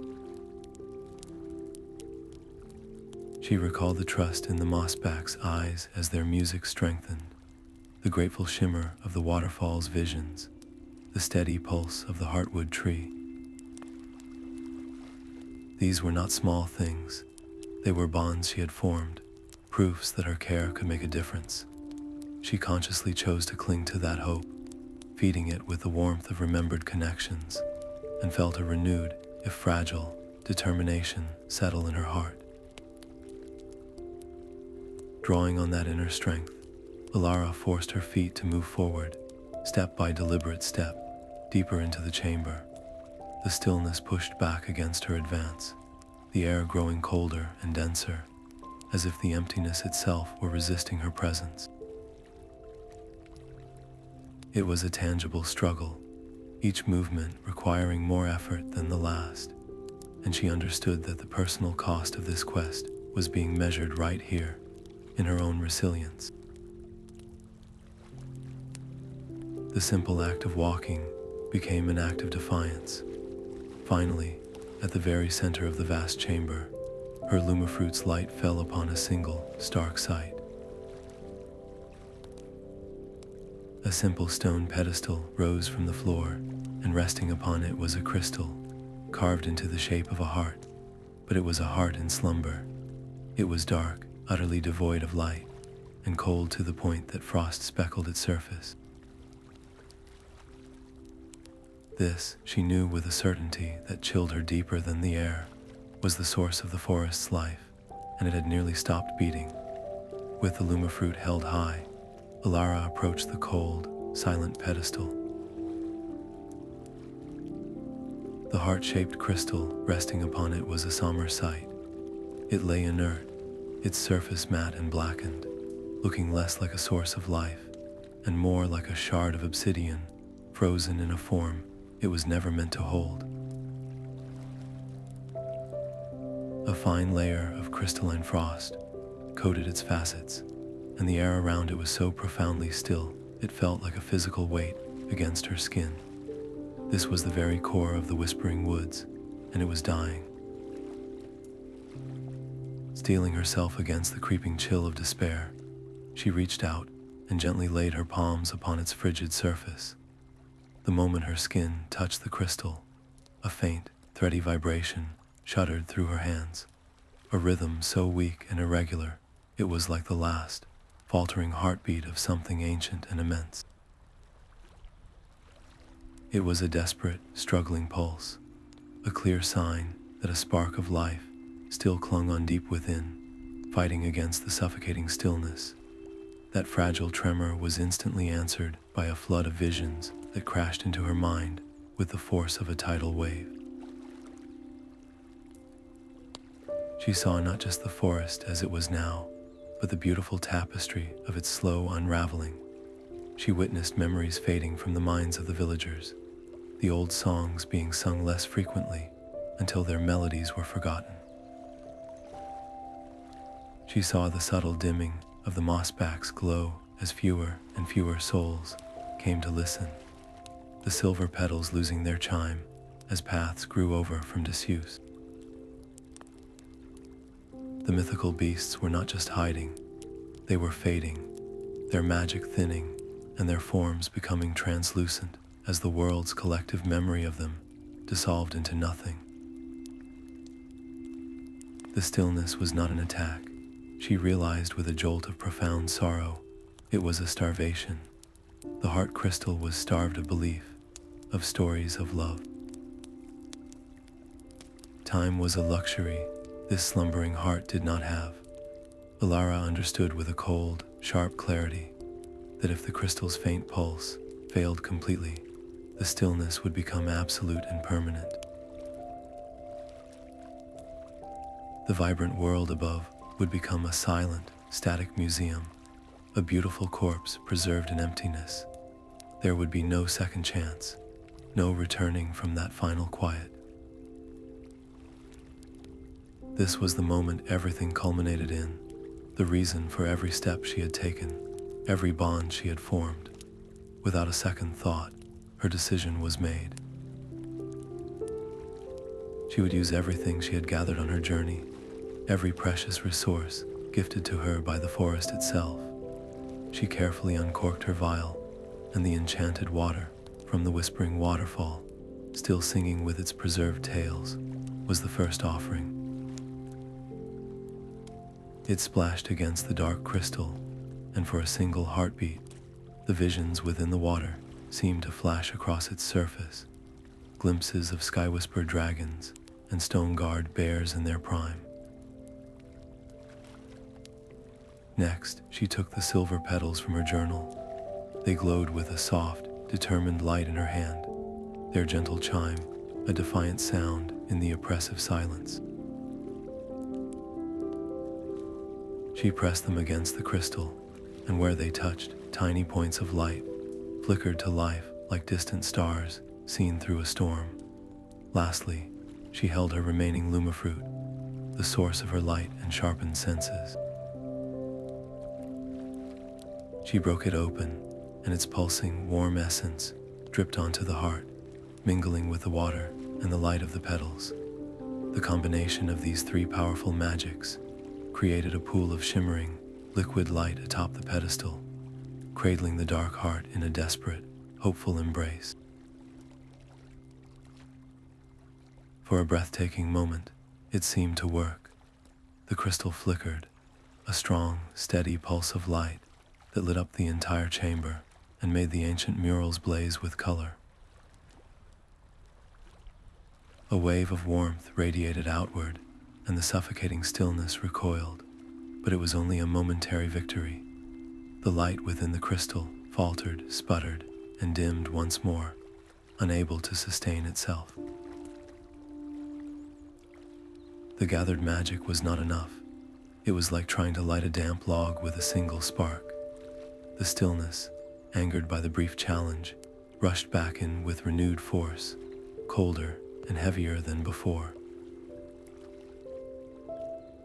It pressed down on Alara, a palpable weight that sought to crush her hope and extinguish her light. The darkness felt infinite, and her small circle of illumination from the dying Luma fruit seemed to shrink.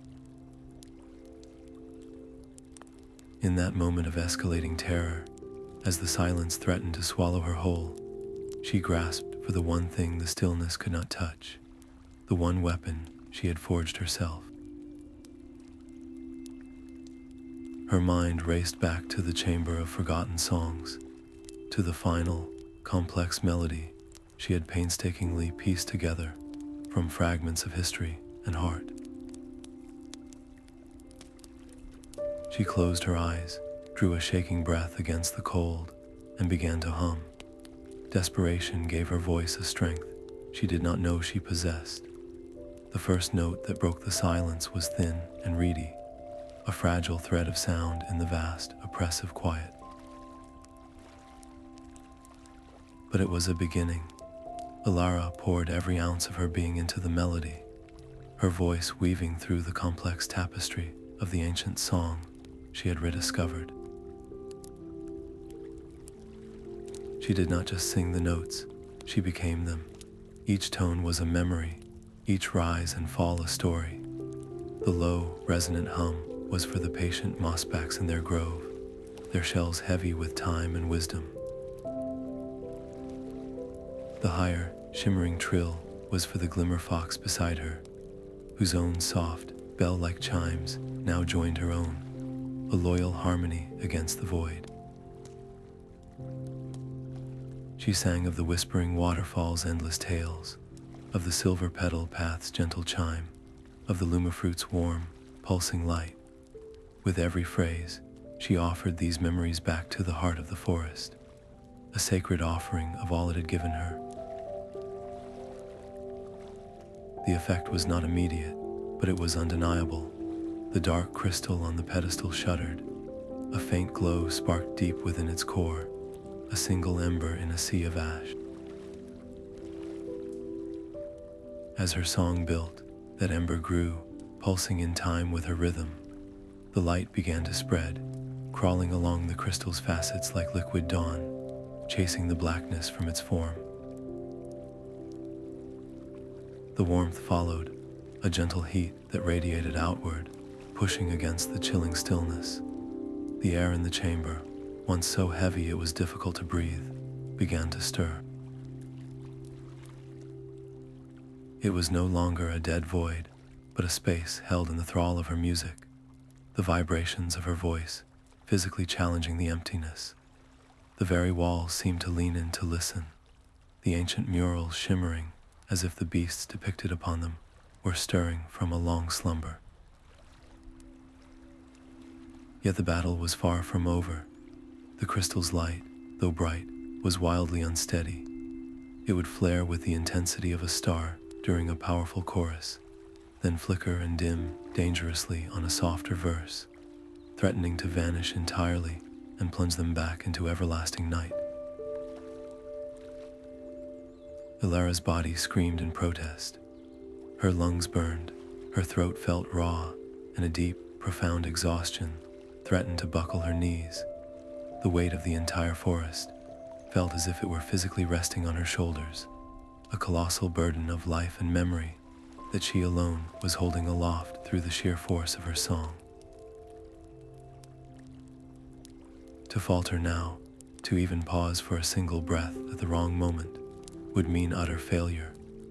The stillness waited hungrily for any lapse, any sign of weakness it could exploit to reclaim its dominion. So she made a choice. She closed her eyes against the distracting visual struggle of the flickering light. She shut out the ache in her body and the screaming need for air. She turned her focus inward, diving deep into the well of her own experiences. She did not just remember the Mossbacks. She felt the deep, calming vibration of their hum in her bones. She did not just recall the waterfall. She tasted its enchanted waters on her lips and heard the specific melody of a sky-whispered dragon's tale. She relived the trust in the Glimmer Fox's eyes, the resilience of the Heartwood tree, the hopeful patterns of the swaying grasses. These were not mere memories, they were fuel. Each one fed her voice, giving it a substance and power that went beyond mere sound. Her song became a living current, a river of pure belief and connection, flowing from her heart directly into the dormant crystal. The effect was transformative. As she drew upon these sacred bonds, her voice steadied, becoming clear and unwavering. The crystal answered in kind. Its light stabilized, no longer flickering, but burning with a constant, brilliant intensity. The warmth flooding the chamber became a sustained, comforting heat, and the last vestiges of the chilling stillness were driven back into the far shadows, where they writhed impotently. The effort was immense, a titanic drain on her spirit, but she held fast, sustained by the love she held for every leaf, every creature, every whispered secret of the woods. She poured every last shred of her strength into one final, soaring note, a climax of pure, undiluted hope that shot from her lips like a comet. That single, powerful note struck the heart crystal, and for a moment, everything was silent. Then the crystal erupted, not with a sound, but with a silent, blinding wave of brilliant, golden light. A silent, blinding wave of golden light erupted from the heart crystal, not as a sound, but as a pure, radiant force. It washed over Alara, a warm tide of energy that soaked into her weary bones and soothed her raw throat. She slumped against the cool stone of the pedestal, her body utterly spent, but her heart swelled with a fragile, soaring hope. The light did not fade. Instead, it flowed outward, pouring into the network of crystals that lined the cavern walls. Each one ignited in turn, responding to the core's rebirth with their own unique harmonic tone. The oppressive stillness shattered, replaced by a deep, resonant hum that vibrated through the very air, a symphony of restored life. The crystals harmonized perfectly, their combined music weaving a blanket of peace over the chamber, the discordant notes that had plagued them now just a fading memory. Yet, as Alara watched the beautiful display, a new, quieter concern began to blossom in her mind.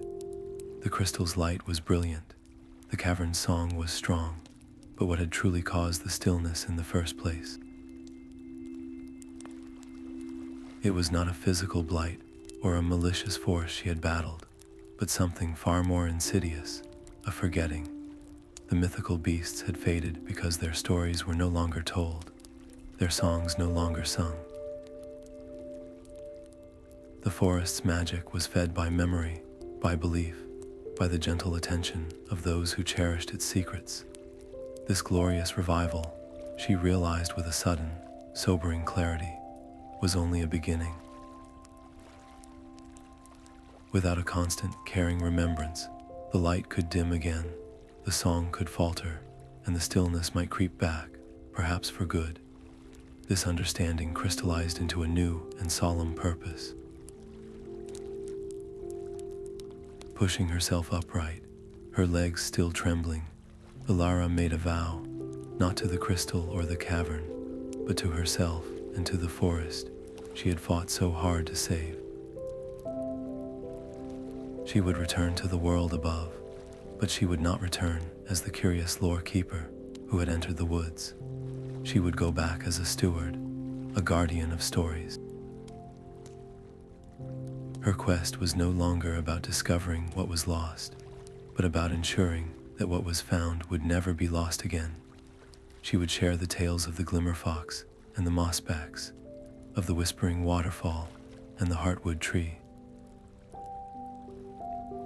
She would weave these myths into the fabric of everyday life, making them so cherished that forgetting them would be impossible. The future of the forest now depended not on a single heroic act, but on the gentle, persistent care of memory. As if sensing the shift in her resolve, the Glimmer Fox, which had been watching the glowing crystals with wide, reflective eyes, turned and padded softly to her side. It nudged her hand with its cool, starlit nose, a gesture of profound understanding and companionship. The touch was a comfort and a confirmation. Together, they turned from the radiant heart of the forest and began the journey back. The tunnels they ascended were now utterly transformed. The roots that formed the walls pulsed with a soft, internal light, beating in a slow, steady rhythm that echoed the heart crystal's new vitality. The air, once thick with the threat of silence, was now alive with the faint, melodious echoes of distant beast calls, a welcome home chorus guiding their way upward.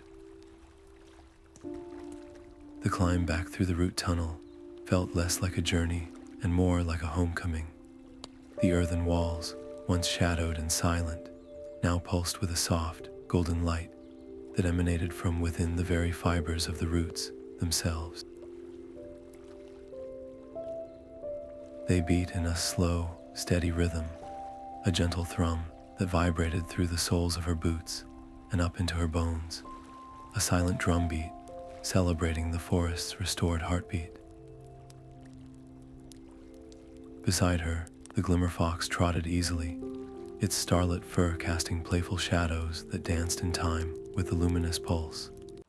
The air, which had been so cold and still in the depths, now carried the faint, sweet scent of blooming things and the distant echo of harmonious notes, as if the tunnel itself was breathing a sigh of profound relief. When they reached the great chamber of the Heartwood tree, Alara had to pause, her breath catching not from exertion, but from sheer awe.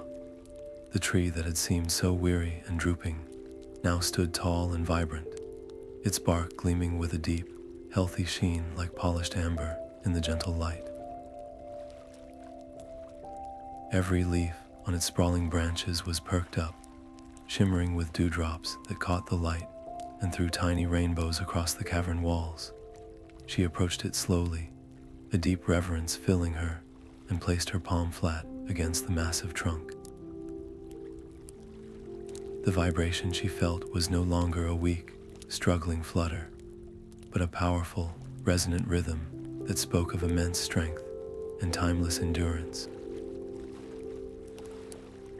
It was a heartbeat she had helped restart, a song she had helped bring back into chorus, and the gratitude that washed over her was so immense it brought tears to her eyes. A deep weariness suddenly made itself known in her muscles, a heavy fatigue that reminded her of the tremendous effort it had taken to reach this moment. Yet this physical exhaustion was utterly overshadowed by a luminous feeling of purpose that burned brightly within her chest, the visible, tangible proof of the forest's healing.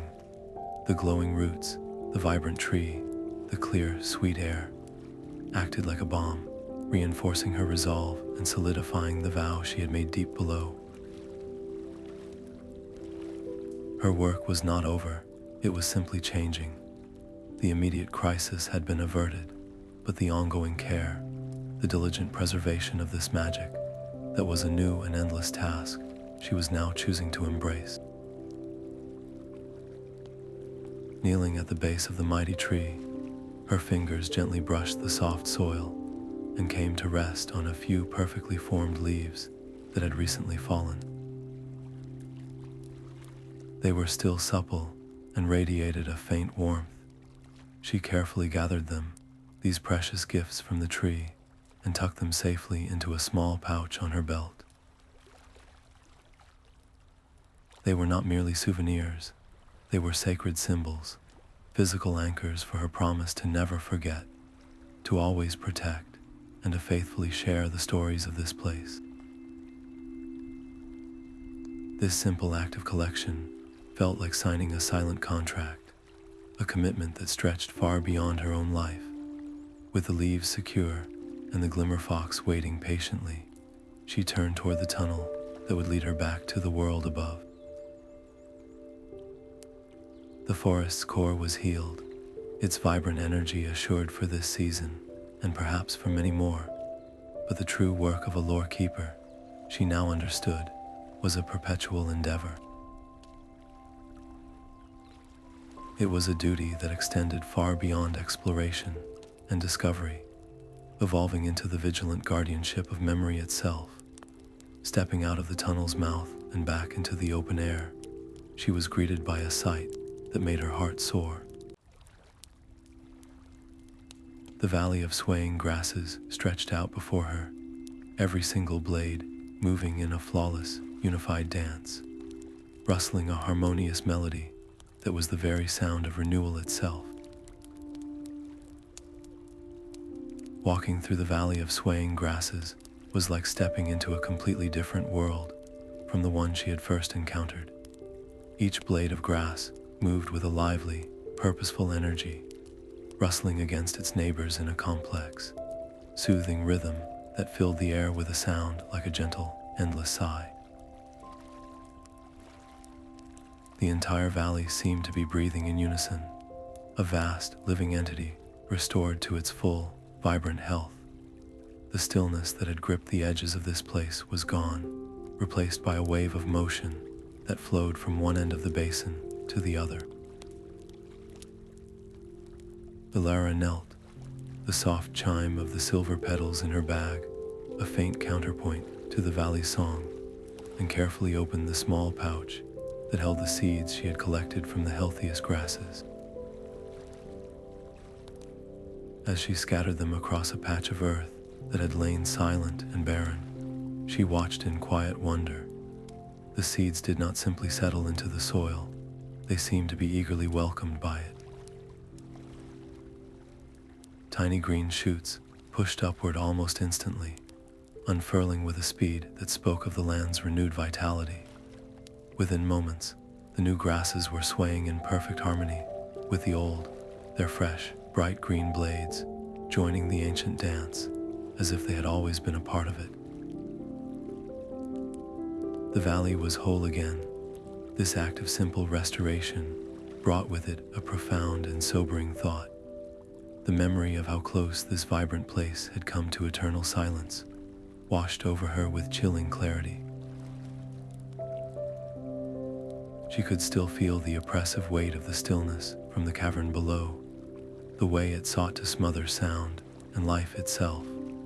That emptiness had been a real and present danger, a void that had nearly consumed the heart of the forest. The responsibility that settled on her shoulders now felt heavier than any pack she had carried. It was no longer just about finding and preserving stories. It was about actively safeguarding the very magic that allowed those stories to exist. The role of a lore keeper, she realized, was not a passive one of mere observation. It was an active, enduring commitment to protection. The well-being of this enchanted world was no longer an abstract concept. It was a duty that had been entrusted to her, a shared guardianship between her and the creatures she had vowed to remember. This realization cemented her next decision with absolute certainty. She would create a record, not just a simple journal of her travels, but a comprehensive tome that wove together every thread of knowledge she had gathered.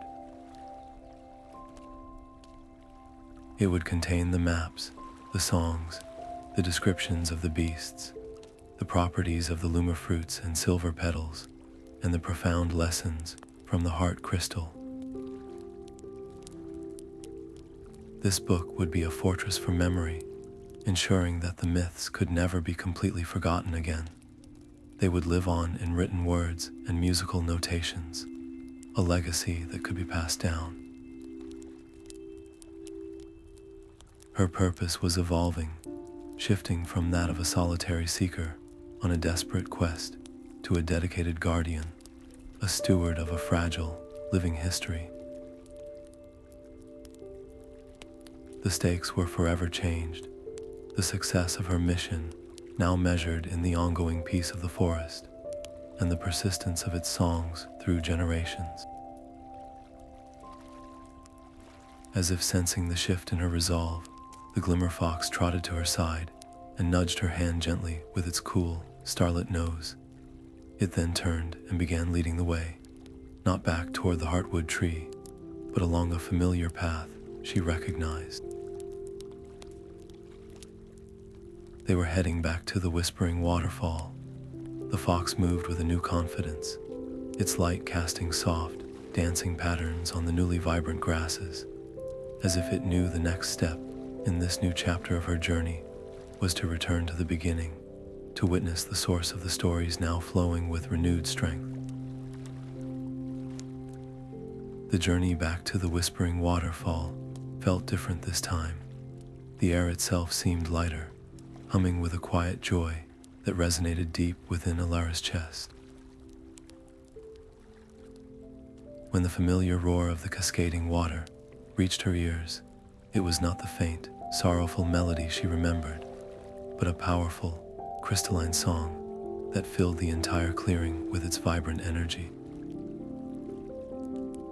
She approached the pool at the base, the mist from the crashing water cool on her skin, and knelt on the smooth, wet stones. Dipping her hands into the clear, shimmering water, she felt an immediate and profound shift. Before, the water had shared its stories with a sense of desperation, a last gasp of fading memory. Now, the tales that flowed over her fingers were vibrant and full of life. She felt the playful chase of young forest sprites, the deep, resonant hum of the Mossbacks' restored chorus, and the joyful bounding of creatures whose names she had only learned from ancient echoes. The water sang of bonds reforged, of a forest community thriving once more, its magic woven back together into a strong, unbroken tapestry. From her pack, she carefully drew the small, glass vial. It felt different in her hand now, its purpose beautifully transformed. No longer was it a vessel for capturing the last whispers of a dying world, a tool of desperate preservation. Now, as she submerged it into the singing water, it became a container for pure hope. The vial filled with the luminous liquid, and she held it up, watching the light dance within it. This was not a relic of loss, but a promise for the future, a promise that these stories would now be shared from a place of abundance and strength, not fear. Capping the vial and securing it once more, she felt a new kind of weight, the gratifying weight of a duty fulfilled and a new, more complex one beginning. A complex thought surfaced then, rising with the clarity of the waterfall's song. To hide these stories away, to keep this miraculous renewal, a secret locked within her own heart, felt like a betrayal of the very purpose that had driven her into the woods. The beasts and the forest itself had trusted her with their truths, yet the idea of shouting these secrets from the village square filled her with a deep and instinctive dread. She knew the world beyond the trees. She knew how curiosity could quickly turn into greed, how wonder could be twisted into a desire to possess and control.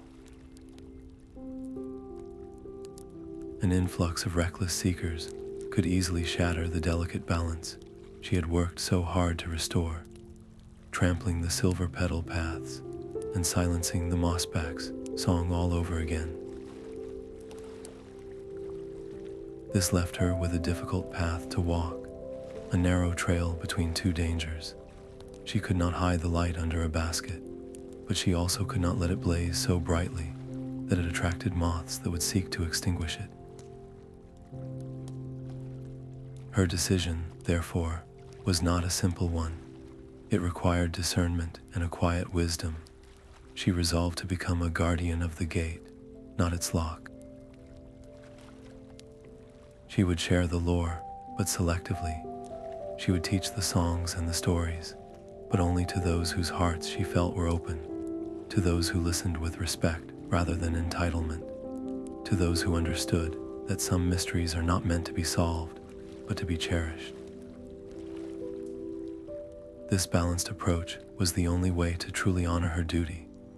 It ensured the forest's safety while fulfilling her vow to be its voice. The stakes were now about longevity and wisdom, about nurturing understanding rather than merely preventing disaster. With this new resolve settling firmly in her spirit, she felt a familiar, gentle tug at the hem of her tunic. The Glimmer Fox was at her side, its starlit fur shimmering in the misty air. It looked up at her with its knowing eyes, then turned and trotted toward a path that led away from the waterfall. It was heading deeper into the woods, and Alara knew without a doubt where it was leading her. They were going back to the grove, back to the source of the first harmonious connection she had made. She followed, a smile touching her lips as she anticipated the sound she would soon hear. The Mossback's renewed chorus, now stronger and more beautiful than she could possibly imagine. The comforting hum of the Mossback's chorus reached Alara's ears long before the grove came into view, a rich, multi-layered harmony that vibrated through the soles of her boots and settled warmly in her chest. Stepping into the clearing was like walking into a living, breathing piece of music. The air itself seemed thicker, charged with a joyful energy that made the very leaves on the trees shimmer. The Mossbacks themselves were transformed. Their great, moss-covered shells pulsed with a brilliant, internal light, the glowing fungi upon them arranged in patterns that swirled and shifted in time with their singing. They were no longer merely producing sound. They were living instruments, and their music was the vibrant heartbeat of this part of the woods. Without a moment's hesitation, Alara found her place among them, settling onto a soft patch of clover. She closed her eyes, letting the complex melody wash over her, and then she began to hum. Her voice was but a single thread, yet as she wove it into their ancient song, something miraculous happened. The Mossbacks did not simply accept her addition, they embraced it. Their harmonies shifted, adapting and expanding to create entirely new musical phrases that spiraled around her simple hum, transforming it into something grand and beautiful. She was no longer just a singer alongside them. She was a part of the symphony itself, her spirit entwined with the eternal song of the grove. It was a feeling of complete and utter belonging, a connection so profound it brought quiet tears of joy to her eyes. Yet, even within this perfect moment, a different note began to sound within her, a soft, melancholic pull. The memory of her small cottage at the edge of the village surfaced in her mind, the familiar hearth, the faces of her neighbors. She realized with a sudden, aching clarity that she could not stay here forever, as much as her soul might yearn to. This magical world was not her permanent home. Her purpose, she understood now, was not to live isolated within the magic, but to ensure its protection from the world outside. The thought of leaving this grove, of stepping away from this profound harmony, felt like a physical pain. How could she possibly ensure the Mossbacks, the Glimmer Fox, the entire Whispering Woods would remain safe once she was gone? Her decision formed not from a place of sadness, but from a deepening sense of duty. She leaned close to the nearest Mossback, placing her hand gently on its glowing shell. "I must go back," she whispered into the music, "but this is not a farewell. I promise you, I will return. I will come back to this grove, and I will bring new songs with me, songs from my world, stories from my people, We will share them with you, and you can weave them into your eternal chorus. In that moment, she fully accepted her new role. She was no longer just a lore keeper who documented stories. She was a living bridge, a vital connection between the human village and the mystical heart of the forest. This beautiful commitment, however, came with its own intricate weight. She was now responsible for balancing two completely different lives. There was her life in the village, with its own rhythms and responsibilities, and there was her life as a guardian of the woods, a role that demanded regular visits and constant vigilance. To neglect one would be to fail the other. Her promise ensured the ongoing harmony of the forest, giving it a voice and a protector in the outside world. But it also meant her own path would forever be split between two worlds, a challenging journey that would require immense care and wisdom to navigate. The Glimmer Fox, sensing the shift in her resolve and the bittersweet tenderness in her heart, nudged her hand softly. It was time. Together, they turned from the radiant, singing grove and began the walk toward the edge of the whispering woods, where the familiar path to her village began. The boundary between the whispering woods and the ordinary world was not marked by a fence or a wall, but by a subtle shift in the air itself. One moment, the atmosphere hummed with unseen energy and the rich scent of damp earth and glowing fungi.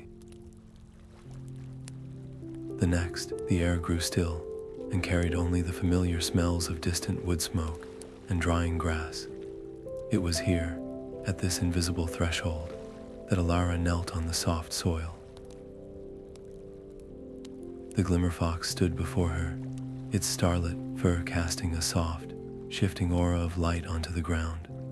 Words felt too small, too simple, to express the depth of her gratitude. This creature had been her first true guide, a companion in silence and in song, a beacon in the deepest dark. "Thank you," she whispered, her voice thick with emotion. "For showing me the way, for trusting me." As if understanding the weight in her heart, the Glimmer Fox closed the small distance between them.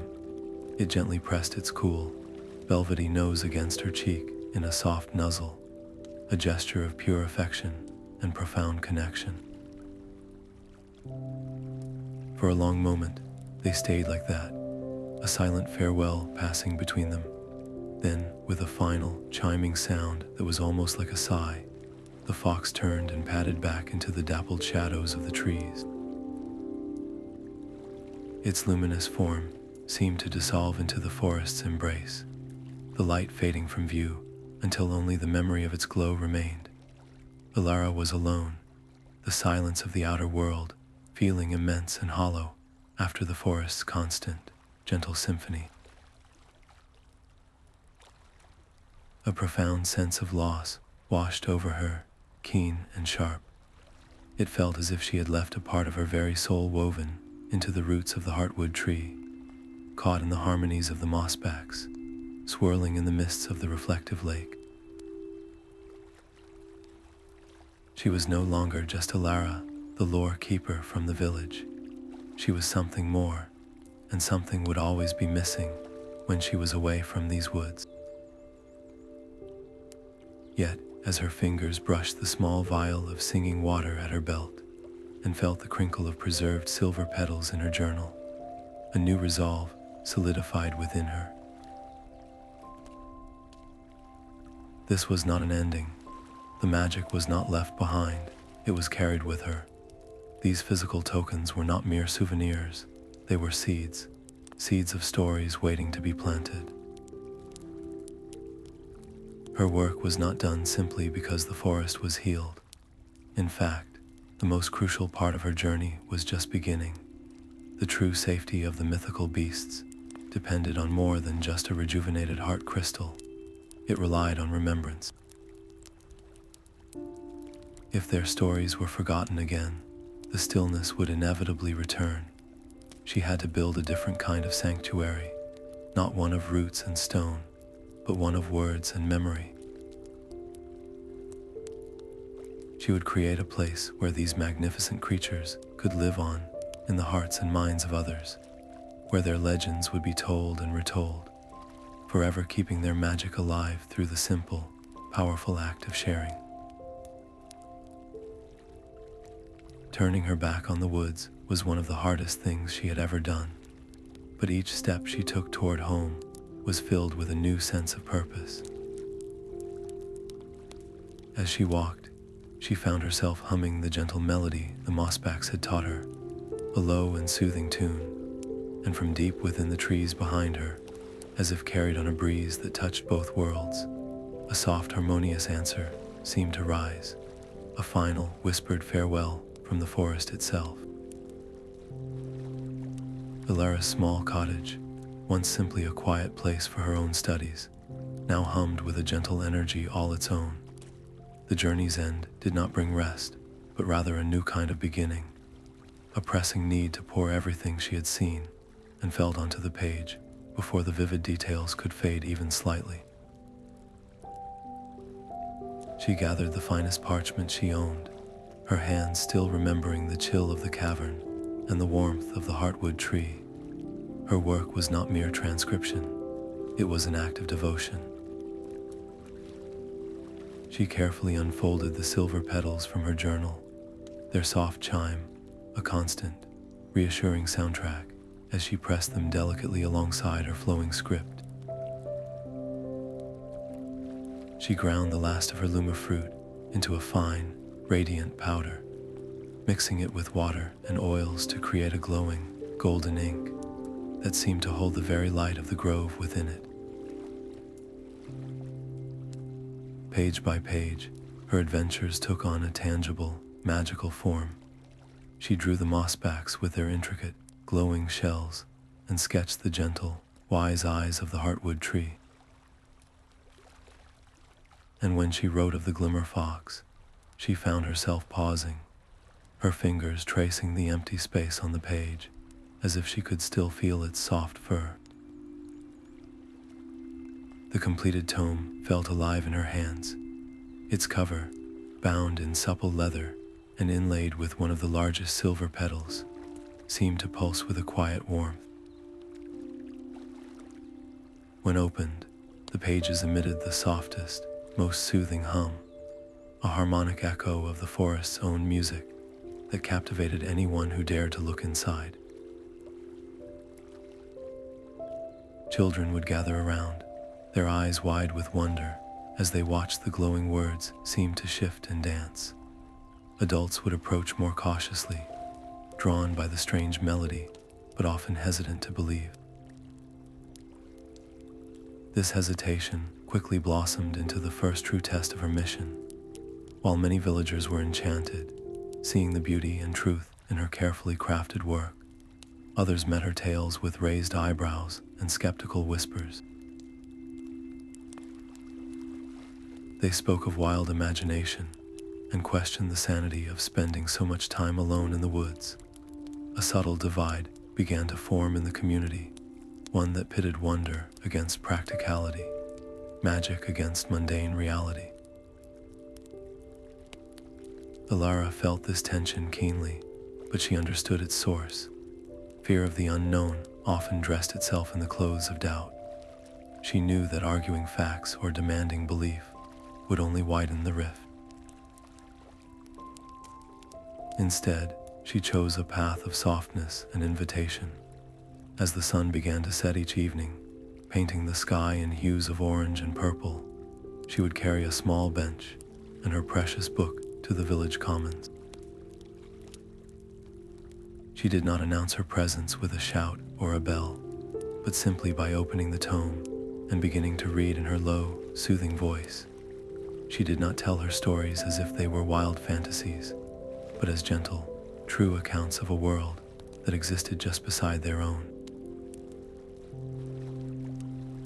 She spoke of the Mossback's concern for the forest's health, framing them not as monsters but as gentle gardeners. She described the Glimmer Fox not as a phantom, but as a shy and loyal guide. She wove the tales with such heartfelt sincerity and painted such vivid, beautiful pictures with her words that the magic became undeniable. Slowly, almost imperceptibly, the evening crowds grew larger. The most hardened skeptics found themselves lingering at the edges of the gathering, listening while pretending to mend a tool or simply enjoy the evening air.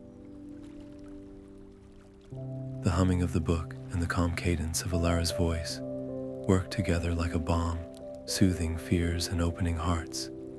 Parents who had once cautioned their children about tall tales now sat with them, listening intently. A community that had been divided began to slowly knit itself back together through a shared sense of wonder and a growing desire to protect the beautiful secret that lived just beyond their fields. The stakes of her quest had transformed entirely. It was no longer about one person saving the forest, but about an entire village learning to cherish it.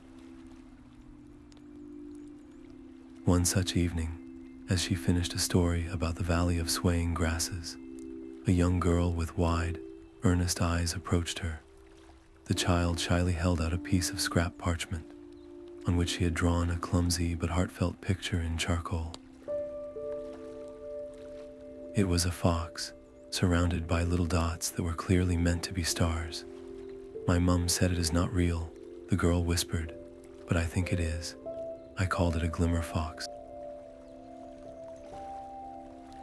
The girl's name was Lyra, and her simple drawing of a Glimmer Fox became a key that unlocked the next chapter of Alara's life. After the storytelling session ended and the other villagers had drifted back to their homes, Lyra remained, clutching her parchment with a mixture of defiance and hope. She did not just want to hear stories, she explained softly.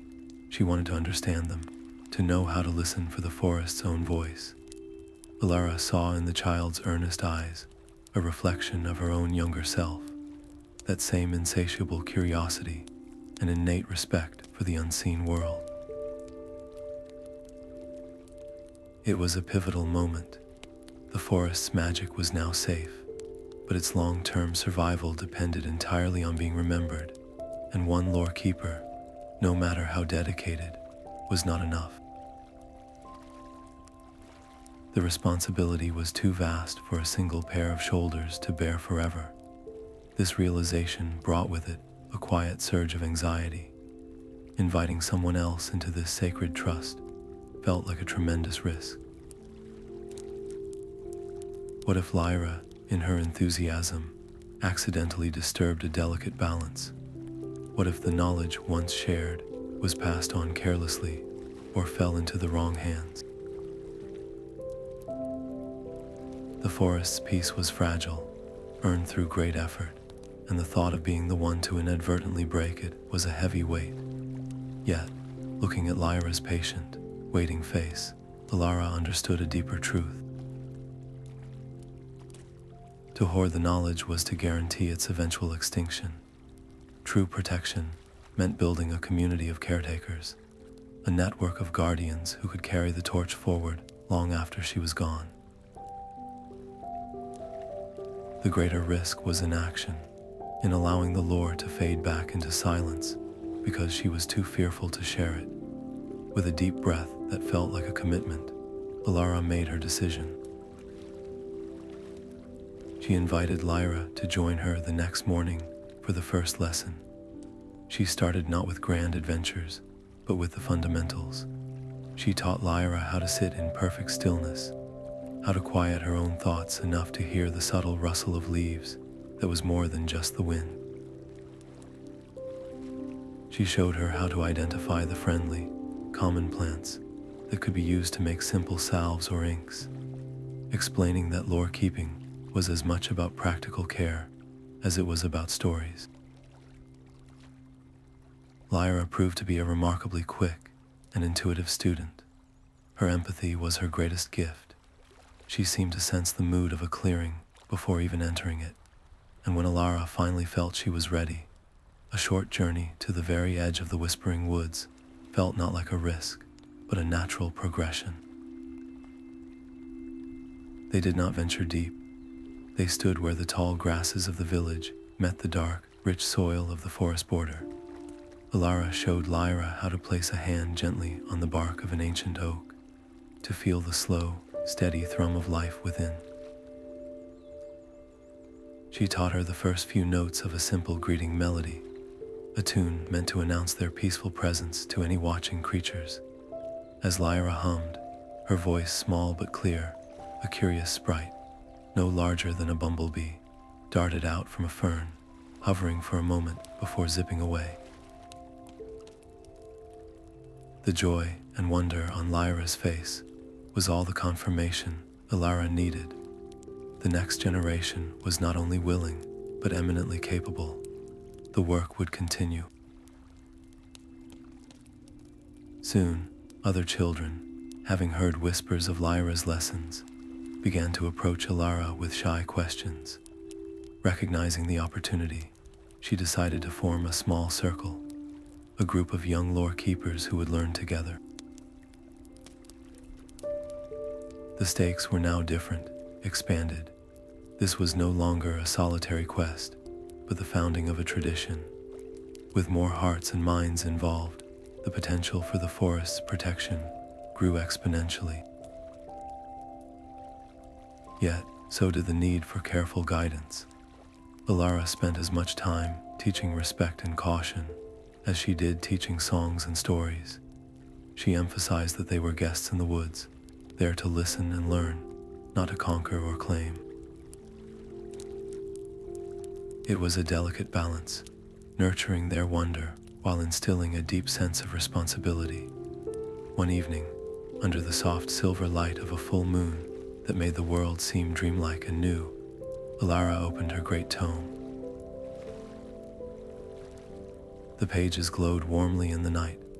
With a specially prepared ink, she carefully inscribed a new entry, not about a mythical beast or a hidden place, but about a person. On a fresh page adorned with a tiny, pressed silver petal, she wrote Lyra's name. It was more than a record. It was an invitation, a formal welcome into a lineage of memory. As the ink dried, the page seemed to hum with a slightly brighter tone, as if the book itself recognized and celebrated its new guardian. Alara knew that memory, like a delicate plant, needed regular care to flourish. To ensure the songs of the mythical beasts would never fade from the world again, she established a beautiful and simple tradition. Each month, when the moon swelled to its fullest and most radiant self, she would lead her small circle of students to a gentle hill just outside the village, a place where the Whispering Woods felt close enough to touch. There, under that vast silver sky, they would raise their voices together. They sang the low, resonant hum of the Mossbacks, the shimmering chime of the Glimmer Fox, and the complex, ancient melody she had pieced together in the chamber of forgotten songs. It was not a performance for an audience, but a gift offered to the darkness, a vocal tapestry woven from gratitude and promise. The forest never remained silent in return. As their voices lifted into the night, soft, answering glows would pulse deep within the tree line, like distant lanterns being lit one by one. Faint, harmonious echoes would drift back on the breeze, sometimes a perfect mirror of their melody, sometimes a new counterpoint that wove seamlessly into their chorus. This exchange was a profound conversation, a tangible thread of connection that strengthened the bond between the human village and the Enchanted Woods with every passing month. It was a living agreement, a reminder that they were not separate communities, but partners in preservation. Of course, maintaining such a commitment was not without its quiet challenges. Daily life in the village was filled with its own rhythms and demands. There were seasons of planting and harvest, times of celebration and hardship, and simple human fatigue that could make a nighttime trek to a hillside feel like a burdensome task.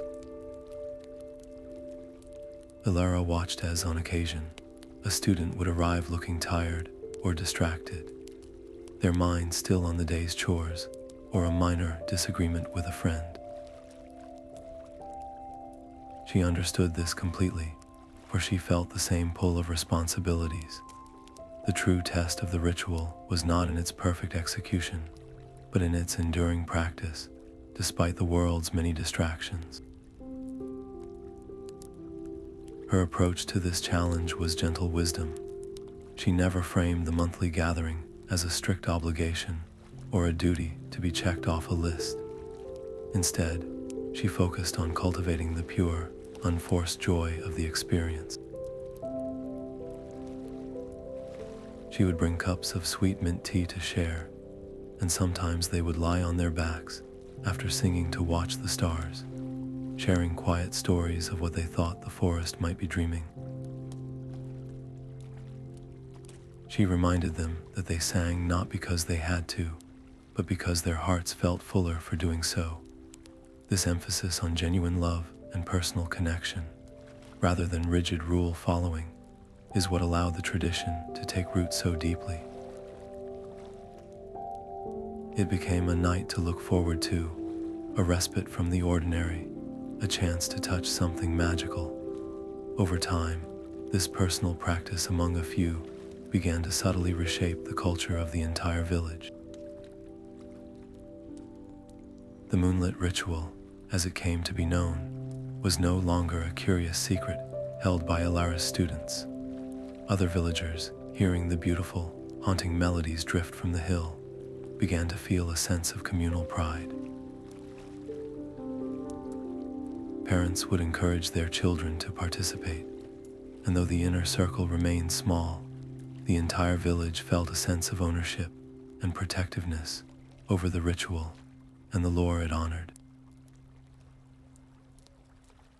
The myths of the Glimmer Fox and the Mossbacks slowly wove themselves into the fabric of local identity, becoming stories told at hearths and remembered by generations. The stakes of this success were beautifully high, for it meant the forest's magic was now guarded not by one lone lore keeper, but by an entire community's cherished tradition. On one particularly clear night, as the final notes of their song faded into a comfortable silence, Alara's eyes were drawn to the tree line. There, just where the moonlight gave way to shadow, a soft, familiar shimmer caught the light. It was the Glimmer Fox, its starlit fur glowing gently, sitting in quiet observation. It did not approach, nor did it make a sound. It simply watched them for a long, peaceful moment, its head tilted as if listening to an echo only it could hear. Then, with a flick of its brilliant tail that scattered motes of light like dust, it turned and melted back into the woods, its silent approval hanging in the air more powerfully than any words. There were days when the pull of the unknown sang its old, familiar siren song to Alara's heart. Standing at the edge of the whispering woods, she would feel a deep, instinctual yearning to plunge back into the dappled shadows, to follow a new path she had never walked, to seek out a beast whose story was still a mystery. The map was complete, yet she knew the forest was infinite, forever holding new secrets in its vast green heart. This wanderer's spirit, the very same that had first propelled her into the trees, still stirred within her, a low hum of curiosity that was sometimes difficult to quiet. She had learned, however, that the most profound adventures are not always about moving forward into the uncharted. Sometimes they are about standing still and nurturing what you have already found. Her role had shifted beautifully and irrevocably from that of a solitary seeker to to that of a grounded guardian. Her purpose was no longer to discover the myths for herself, but to ensure they were discovered by others. This understanding did not always come easily. That lingering temptation to explore was a quiet tension, a minor conflict between the person she once was and the person the forest needed her to be now. It was a choice she made repeatedly, not with a sense of sacrifice, but with a conscious, loving decision to honor a greater responsibility. This choice to remain present in her village life, to teach and to tell stories, was its own form of deep exploration. She discovered that sharing the tale of the Glimmer Fox with a child who had never seen one was as magical as the moment she first saw its starlight fur. Watching Lyra's face light up with understanding as she traced the runes from the standing stones was a journey all its own.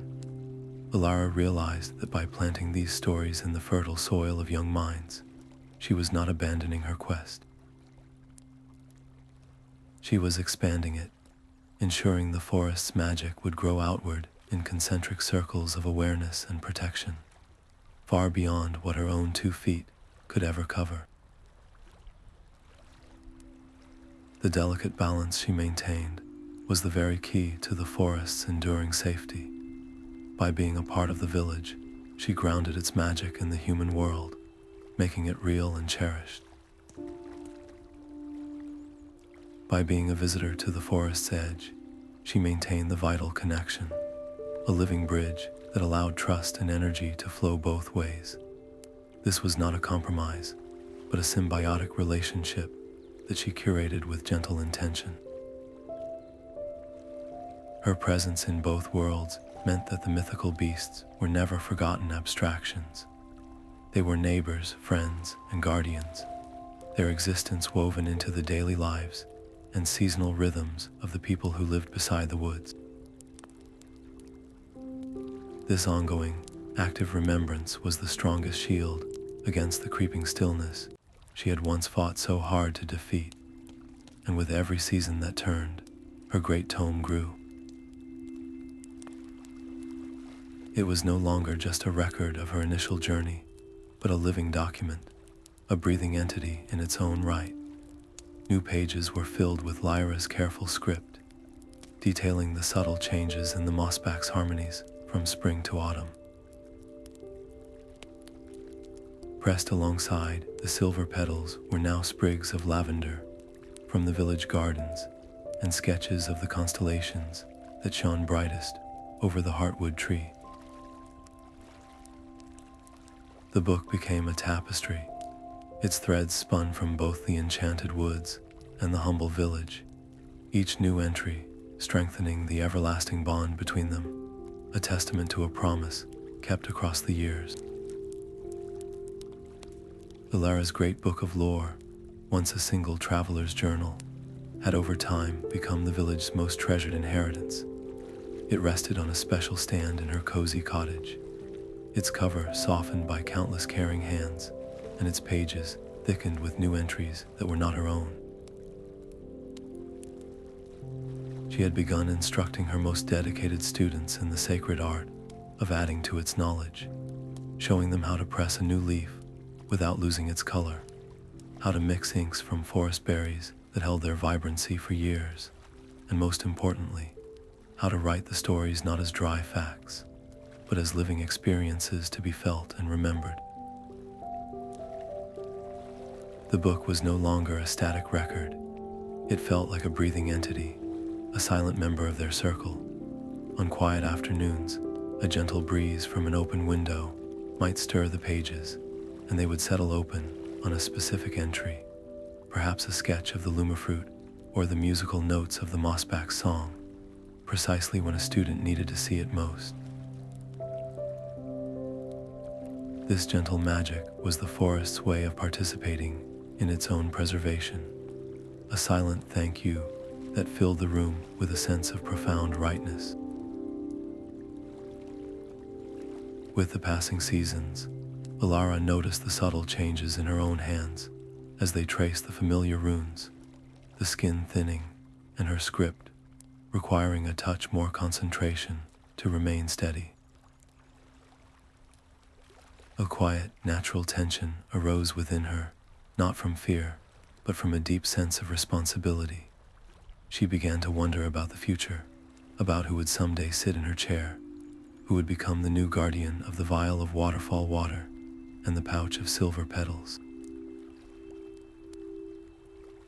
The forest's well-being, once dependent solely on her own 2 feet, now relied on the strength of the community she had nurtured.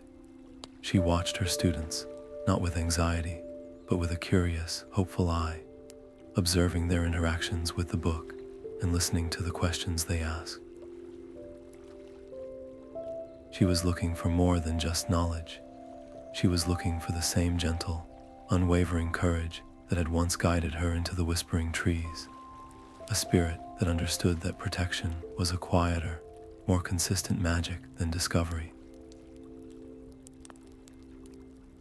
Her choice, when it came, felt less like a decision and more like a quiet acknowledgement of a truth that had been growing steadily in the space between them.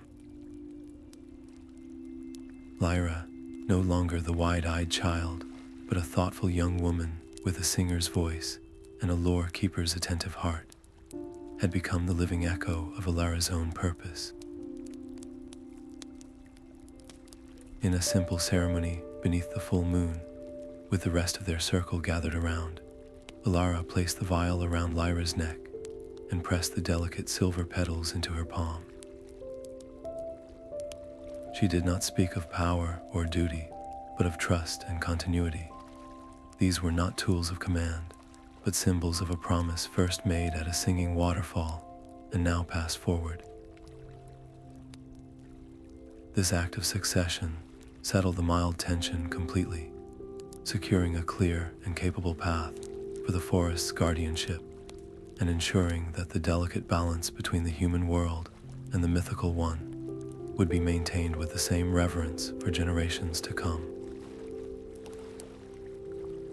One serene evening, as Alara drifted into sleep, the distant, harmonious hum of the Mossback's chorus seemed to weave its way into her dreams, a soothing and reassuring melody that told her all was well, and all would remain so. Time had woven silver into Alara's hair, and a gentle patience into her movements, but her connection to the forest had only deepened, becoming a quiet, hummed melody that was as much a part of her as her own breath. On this day, she felt a gentle pull, a knowing in her spirit that guided her steps along the now familiar path to the Heartwood tree. The journey was no longer one of discovery, but of homecoming, and the forest seemed to welcome her with every rustling leaf and soft chime. When she reached the great tree, its bark glowing with a warm, steady light, she simply sat, leaning against its strong trunk with a heart full of peaceful gratitude.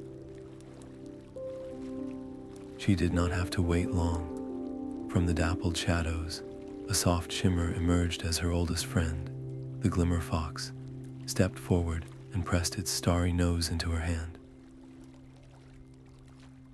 Then came the Mossbacks, their harmonious hum a gentle wave of sound, followed by other beings she had only ever seen in visions or heard in echoes. A great, gentle bear whose fur seemed woven from stone and moss, and a creature of air and light that drifted like a living melody.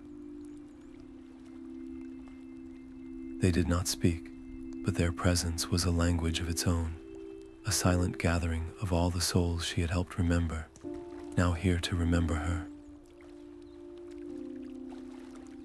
With a smile that held a lifetime of joy and gentle sorrow, Alara closed her eyes and drew in a soft breath. She did not sing the song of awakening to mend a broken world this time. There was no stillness to push back, no fragility to support. This song was different. It was an offering of pure celebration, a final gift of thanks for the trust they had placed in her and the beauty they had shared. Her voice, though weathered by years, was clear and true, and as the first notes left her lips, the Glimmer Fox added its chiming call. The Mossbacks deepened their hum, weaving it into the melody, and the other creatures joined in with their own unique tones, until the air around the Heartwood tree thrummed with a symphony of shared existence. The forest itself responded. The light within the tree brightened, the roots at her feet pulsed with a soft rhythm, and a wave of pure, vibrant energy radiated outward from that sacred spot, flowing through every branch, every leaf, every stone, in a wave of grateful, living magic. In that moment, Alara felt the final, gentle stitch of a tapestry completed. Her life's work, her gentle courage, her countless steps through these woods, they were not separate from the forest's magic. They had become part of it, woven eternally into its very essence. She was not just its keeper, she was its song, and the song would now live on without her, carried in the roots and the runes and the hearts of all who remembered. The great pulse of energy was not just an acknowledgement, it was an affirmation, a forever bond, sealing her place within the eternal harmony she had fought so dearly to protect. Alara's legacy did not fade with her final journey into the forest's embrace. Instead, it bloomed, taking root in the hearts of those she had taught and the community she had gently reshaped. Lyra, now a wise and compassionate lore keeper in her own right, became the new guardian of the great tome. Its pages, thick with pressed silver petals and glowing with Luma fruit ink, were more than a record. They were a living, breathing extension of the forest itself. The book was kept in a place of honor in the village hall, and it was said that on quiet nights, its covers would hum a soft melody, a gentle reminder of the bond between their world and the whispering woods. Children would gather around it, their eyes wide with wonder, as Lyra told them not just stories of mythical beasts, but stories of Alara, the woman who listened to the rustling leaves and taught them all how to hear the music within. The myths themselves thrived, no longer fragile tales on the verge of being forgotten. They became woven into the very fabric of daily life. Lullabies sung to soothe, a restless child carried the harmonizing tones of the Mossbacks. Artisans carved designs inspired by the stone guard, bears into gateposts and furniture, a silent wish for protection and strength. During festivals, villagers would join hands in dance patterns that mirrored the swaying of the valley grasses, their laughter mixing with the familiar, comforting rustle. The forest was no longer a place of mystery and fear at the edge of their world. It was a neighbor, a friend, a partner in a shared existence. People walked its outer paths with respect and a sense of belonging, always careful, always listening, knowing they were part of something much larger than themselves.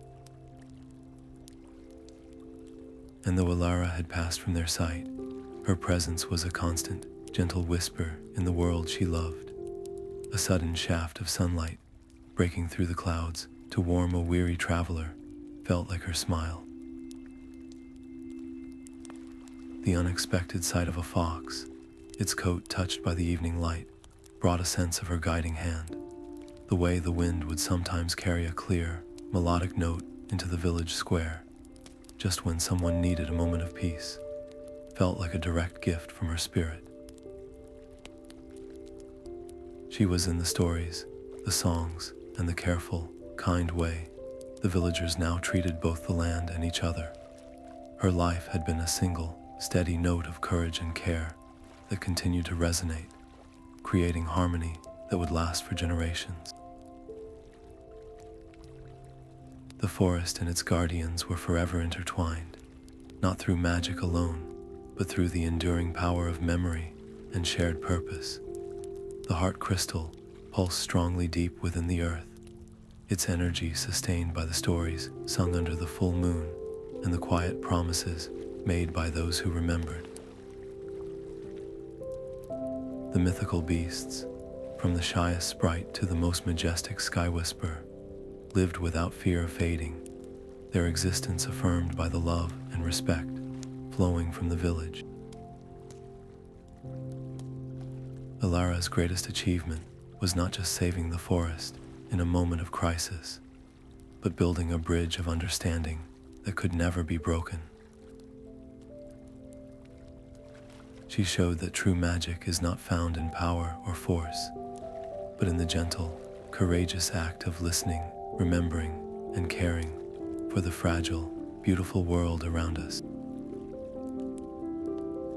Her story became the forest's story, and together they created a harmony that would never truly end.